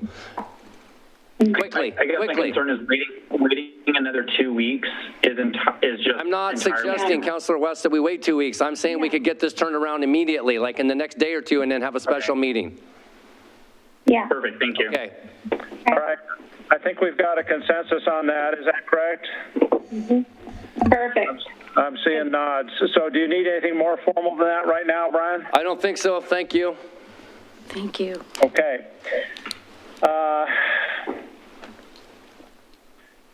I don't know quite where we are. Well, we're on mayor's business officially now. We're up to mayor's business, but how much more of this do I need to do? You don't need to do it. I think you can waive A, and you can certainly not do the proclamations. We'll just have you sign those. And I don't know that you need to talk about upcoming meetings. I just wanted to be sure council understood, we got a couple of requests for proclamations instead of reading the whole things and presenting them formally. If you'll be in agreement that I can sign those, and we will publish them and get them back to the people that requested. I'm seeing nods there too. I don't think more than that. Yes. We're good. Yes. Okay. Citizens input, we've kind of done that. Is there anybody else waiting to have input? Mr. Cosgrove? No, we have worn them down. We've worn them down. Not the intent. Councilor comments, can we dispense with more specific comments? We've had some good discussion. Okay, we're going there. Okay. Really something. Up to what? Councilor Kamal. Sorry, this is going to be so fast. City sent out a news release today, and Courtney Neuron's presentation also had a bunch of phone numbers listed about mental health and places that people can reach out. And I do think that's important that we just take a moment and encourage people to look into resources. Can I also add to that, Councilor Ackerval, that Wilsonville Community Sharing, heart of the city, that building also offers counseling service to people. I think Councilor West mentioned a bunch of the services, but that was one that he didn't mention, that it's a good reminder that they also offer that as well. That's excellent. That's excellent. Yeah. And along those lines of the city sent out a news release for this, one question that I've kind of been getting and hearing too, some people might not be aware of how you can sign up to get those news releases very quickly delivered immediately to your inbox. And right now it's important that people get news quickly. So there is a place on our city website. It's super easy to find. And the website is www.ci.wilsonville.or.us/subscribe. And you go there, you just click the box, you put in your email, and it will deliver the news. And there's been lots of news releases coming out, and will continue over time. It's important that people feel they have access to that immediately. And then another very quick plug, on Oregon Health Authority's website, you can sign up for automatic emails or text messages. And they've been a great source of information. And so, like, every day I get 2 text messages from them with the status of what things are looking like in the state. And so those are good resources for our community members to know about. And getting information quickly. I just got a text from Bill Evans, and he's going to push out on social media how to sign up for those news releases. Good. I think that's important. Good. And it seems like we should post those on our COVID response on our city webpage too, shouldn't we? Yeah, we have a lot of information on there, but yes, we'll post more. Okay. Trying to move forward. Yeah, okay. Go ahead. Well, I was just going to say, I just pulled up the website, and I was finding it frustrating that it has a slideshow going because it changes too fast. The first one that comes up is the COVID thing, and then before I can decide what to click on there, it's changed into business resources, and before I can read that one, it's changed into something else. Okay, so we only have 2 slides, but we can certainly, I think we can, there's 3. It's mental health resources. That's the other one. Well, that's good, though. Well, yeah, but let's put them all up there at once, or else, I mean, they just go by so fast. Okay, point taken. Well, my IT staff is in the audience, and they're shaking their heads, and so they understand the problem. Yeah, okay. All right. I got it. Mr. West, did you have something else we need? Your raised hand is up. Oh, sorry, I'll take that down. Okay. If we could ask for the consent agenda to be read, please. Resolution number 2805, a resolution of the City of Wilsonville authorizing a First Amendment to grant agreement with Wilsonville Community Sharing. Staff report's pretty simple. We're adding $10,000, up to $10,000 to make available to Wilsonville residents for city utility bills. Is there a motion on consent? Your Honor, I move to approve motion on consent as read. Thank you. Is there a second? Read. Second. Moved and seconded, we approve consent agenda as read. One item. All in favor, please say aye. Aye. Aye. Passes 5-0. Thank you very much. New business, resolution 2807. Resolution number 2807, a resolution and order amending resolution number 2803 to extend the local state of emergency and emergency measures as authorized by resolution number 2803. And I'll give a really quick brief staff report on this one. So we currently, our current emergency resolution goes until May 6th, which is right before the election. It's looking like the governor is going to extend till the end of May. With all of the other things that are going on, it seemed prudent just to go ahead and do this now, and you can always cancel it if things turn out to be, clear up sooner than we think, but it's better to perhaps have it over and done so that you can keep going on and on with business under the emergency ordinance. Also, it's kind of tied to the other resolution before you, which is the resolution having to do with relaxation on enforcement of the sign code. One of the counselors pointed out to me that with elections coming up and And also all of the restaurants needing to put their signs out and the various signs that are out on the street, and the governor's order to stay in place as much as possible, that having to go and take temporary signs down put them up and take them down over the course of just a couple of days means more people on the streets or people leaving their signs up in violation of the ordinance while others are being in compliance with the ordinance, and then we have to have staff go out and take the signs down, put them in the sign jail. So it might make sense to do an emergency order saying that as long as our emergency order is in effect, that we're not going to be requiring temporary signs to be taken down. And then the mayor also suggested to me today a second sign ordinance that would allow signs to be put up in the median as long as they don't create a health or safety issue and they don't damage landscaping. So that one isn't in your packet. If you want to consider doing that one now or doing that one next week, we could do that. So anyway, I just did a staff report for all three of them on my reading of the first one, but in the interest of time, they kind of all tie together. So thought you maybe might want to discuss them all as one. So that's that. And, you can do the easy, you can do the low-hanging fruit first, though. You can. We should check on we should talk about them separately a little bit. Yeah.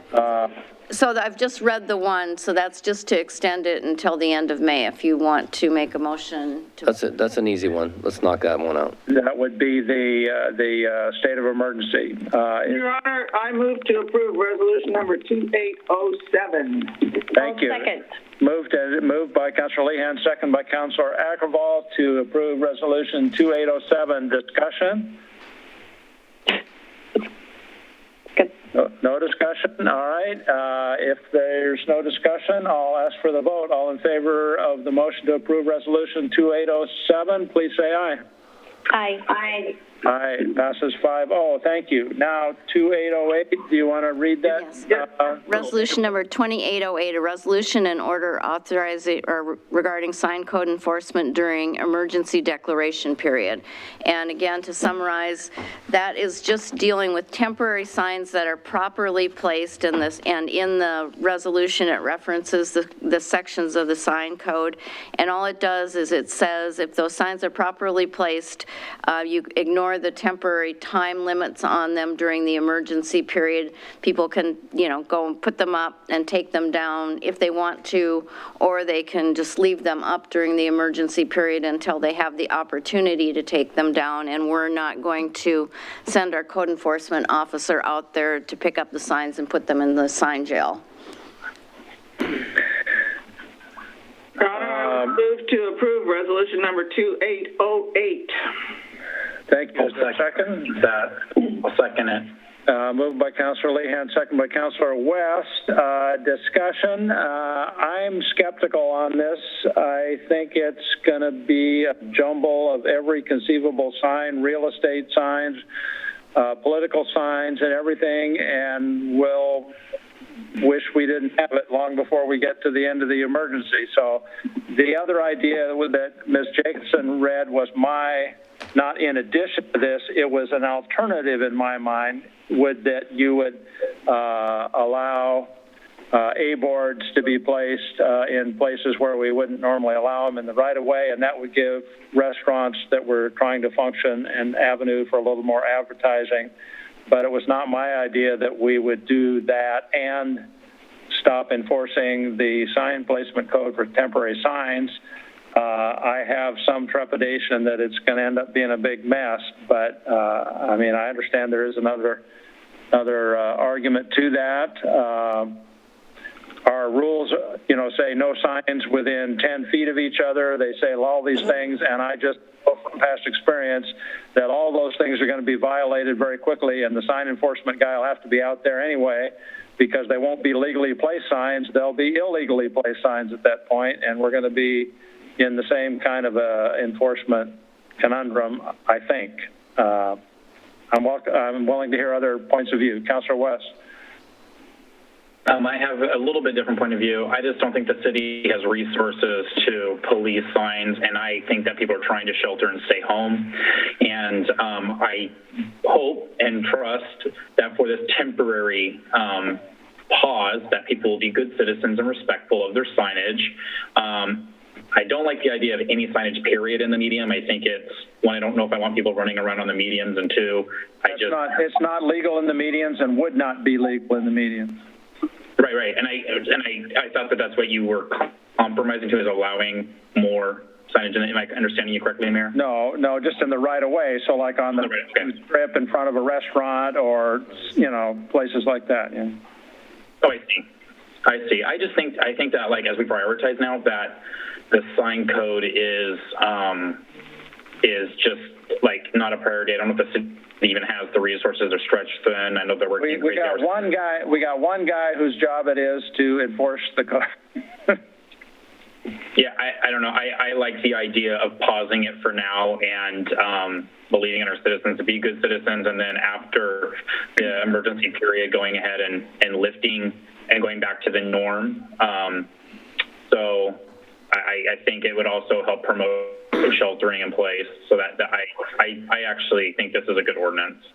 All right. Well, I'll note that there is one group that has already violated the sign code today by not being good citizens and not picking up their signs when they were supposed to and pushing the envelope. And so I'm a little more skeptical on how good a citizens everybody wants to be. Other points of view, though? Well, okay, I'll speak on it. I agree that the sheltering in place is more important than having people running around picking up and putting down signs right now. And and maybe it will result in a big mess. I doubt it. Signs are very expensive, and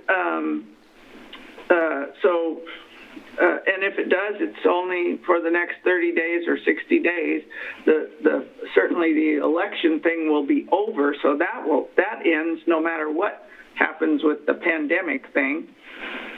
But we don't need our people fiddling with sign code enforcement unless there's a public safety problem, it's blocking views or something, and we're only saying you don't have to pick them up and put them down. And that really has only been an issue for real estate and campaign signs, that people put them out on Fridays and pick them up on Sundays. And I just don't think it's going to be that big of an impact. I could be wrong, but even if we have twice as many signs as we did at the last election time, that's minor compared to, just not exposing people to being out when they don't need to be. Okay. Other input? I'd like to clarify with staff that the way it's written says that legally placed signs would not be picked up. And that implies that if they place them illegally, we're still going to pick them up? Yes. Yes, they have to be properly placed. Now, they technically wouldn't be legal if they were left there, but we're saying that's the part we're going to forego. No, I understand. But they can't just, stack them in front of somebody else's sign or, put them in parts of the road, parts of the streets that are not approved for signs or those kinds of things, right? Yes. Yeah. Properly placed. Yes. Okay, any more discussion? I'll call for the vote then. All in favor of the motion, Resolution 2808, please say aye. Aye. Aye. Aye. All opposed, nay. Passes 4-1. Thank you. Bringing us to continuing business. Public hearing on Resolution 2804. Yes. All right, resolution number 2804, a resolution of the City of Wilsonville to amend the adopted 2012 Stormwater Master Plan project list, Table 9-2, prioritize CIP projects to add projects SD 2163-2167 and 2437-2466 I think that's through. Oh, it says and. Yeah, it's SD 2163 through 2167 and 2437 through 2446. That's what I thought I said, but maybe not. Pipeline upsizing on Ritter Road and Peters Road and ST-7 Beckman Creek at Beckman Road Stormwater Study. That's a mouthful. Okay, I need to formally open a public hearing, I guess, at this late hour. So, excuse me, I will call to order Wilsonville City Council public hearing on resolution, and I just clicked away from it. What number? 2804. 2804. Oh, 2804, as has been read. Ladies and gentlemen, council will take public testimony in the hearing as follows. Hearing, city staff will present their report, then by proponents, opponents, those neither in favor nor opposed will be asked for. If you wish to testify, please complete a speaker card on the counter at the side of the room, pass it forward to the city recorder. When called, come forward to the microphone, state your name and address, make your statement. Request you not, or those providing testimony not repeat testimony already given, simply indicating your testimony is entirely sufficient. Ms. Dominique, staff report? Yes. Good evening, Mayor and Council. Can hardly hear you. Okay, sorry. It's late, and I'll try. I talk quietly. And anyways, let's see. Can you see my screen now? Yes. All right.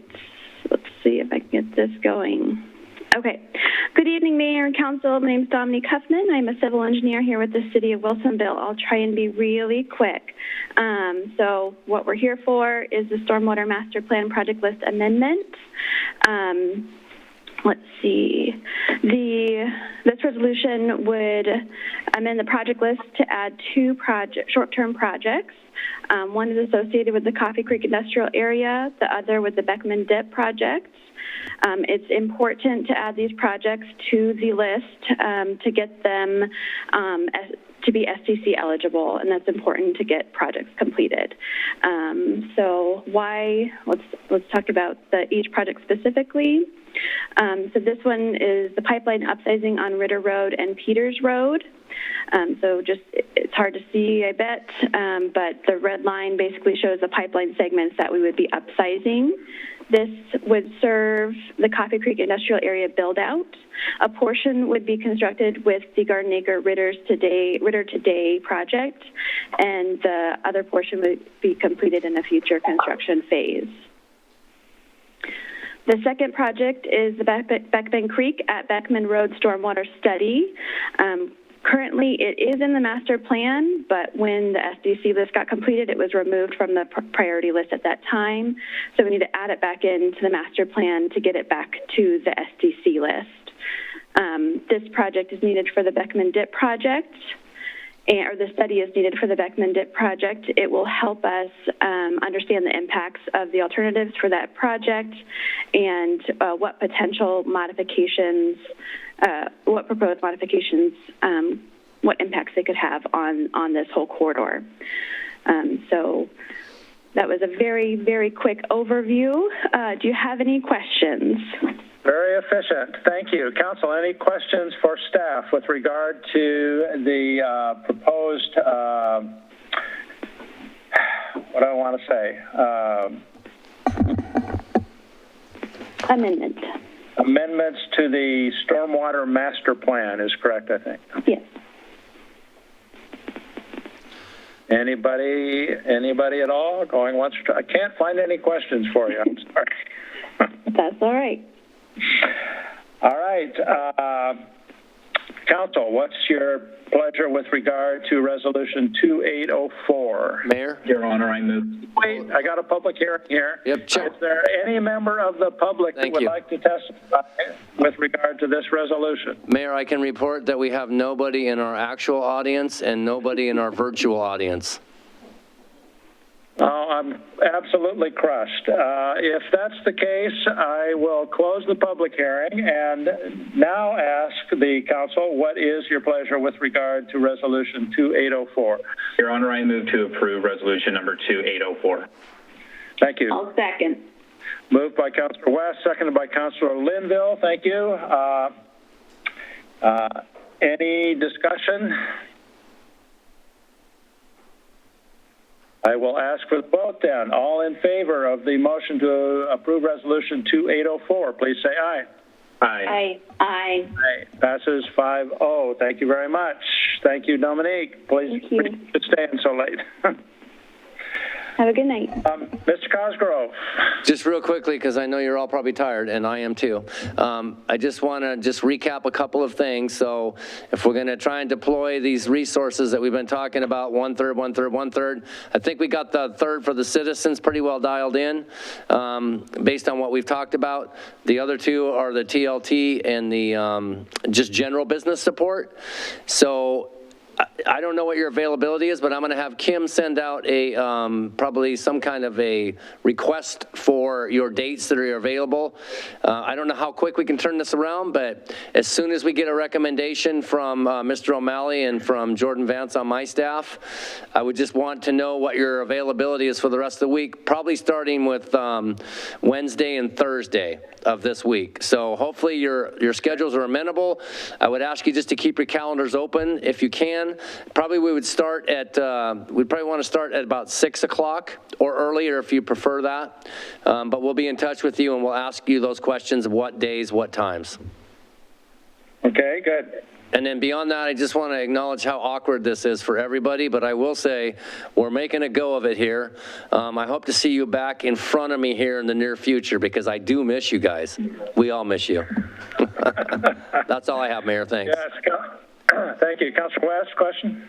Quick question to Brian. Is it appropriate for any of the council members to attend or be involved with the discussions that are going to happen before the next meeting this week? I don't think so. I mean, if you did, it would have to be no more than 2 of you. I think what's really important is for Jordan and Kevin to hear everything that's been discussed tonight. Specifically, a lot of the stuff that Councilor Linville raised and brought up. But if you have specific criteria or stuff that you want to forward to us, we're trying to be as efficient as we can here and trying to get a recommendation back to you as quickly as possible. So the more people you involved, the more complex it's going to be and the longer it's going to take. And we've witnessed a lot of that tonight. So what I would recommend is let's let the experts tailor a program that makes sense for Wilsonville, and we'll bring it to you as quick as we can. Brian, if councilors had just a couple of criteria that they feel very strongly about, would you want an email from those councilors so that information was into the hands of Jordan and I would. Kevin before they... Absolutely. If you have some ideas, concerns, criteria that you're particularly concerned on, because you're going to be the ultimate deciders, it would be good for Kevin and Jordan to have that so they can try and coalesce and find the sweet spot where you can all agree on something.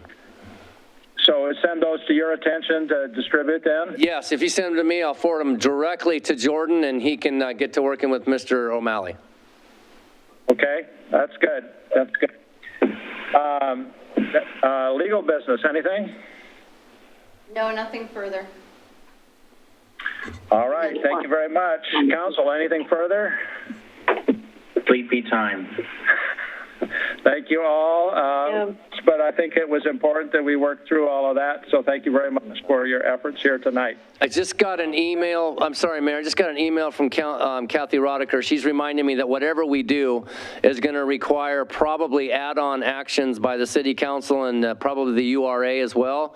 We'll have to do some supplemental budgets because we haven't allocated any of this money. So we'll have to do a supplemental budget. So that'll be part of the process too. Yep. And we need to notice the public hearing. So we'll probably want to get with you sooner rather than later and make sure that we might want to just say right now, Thursday night is going to have to be the night we meet because we have, how many hours do we have? How many days before we notice the public hearing? It's going to have to be Friday. Friday? I don't know exactly. Okay, we're going to get back to you tomorrow. We're going to let you know what the state law says in terms of public hearing notice, all right? It may be Friday, as much as I hate to tell you that, but every day is the same for me anymore.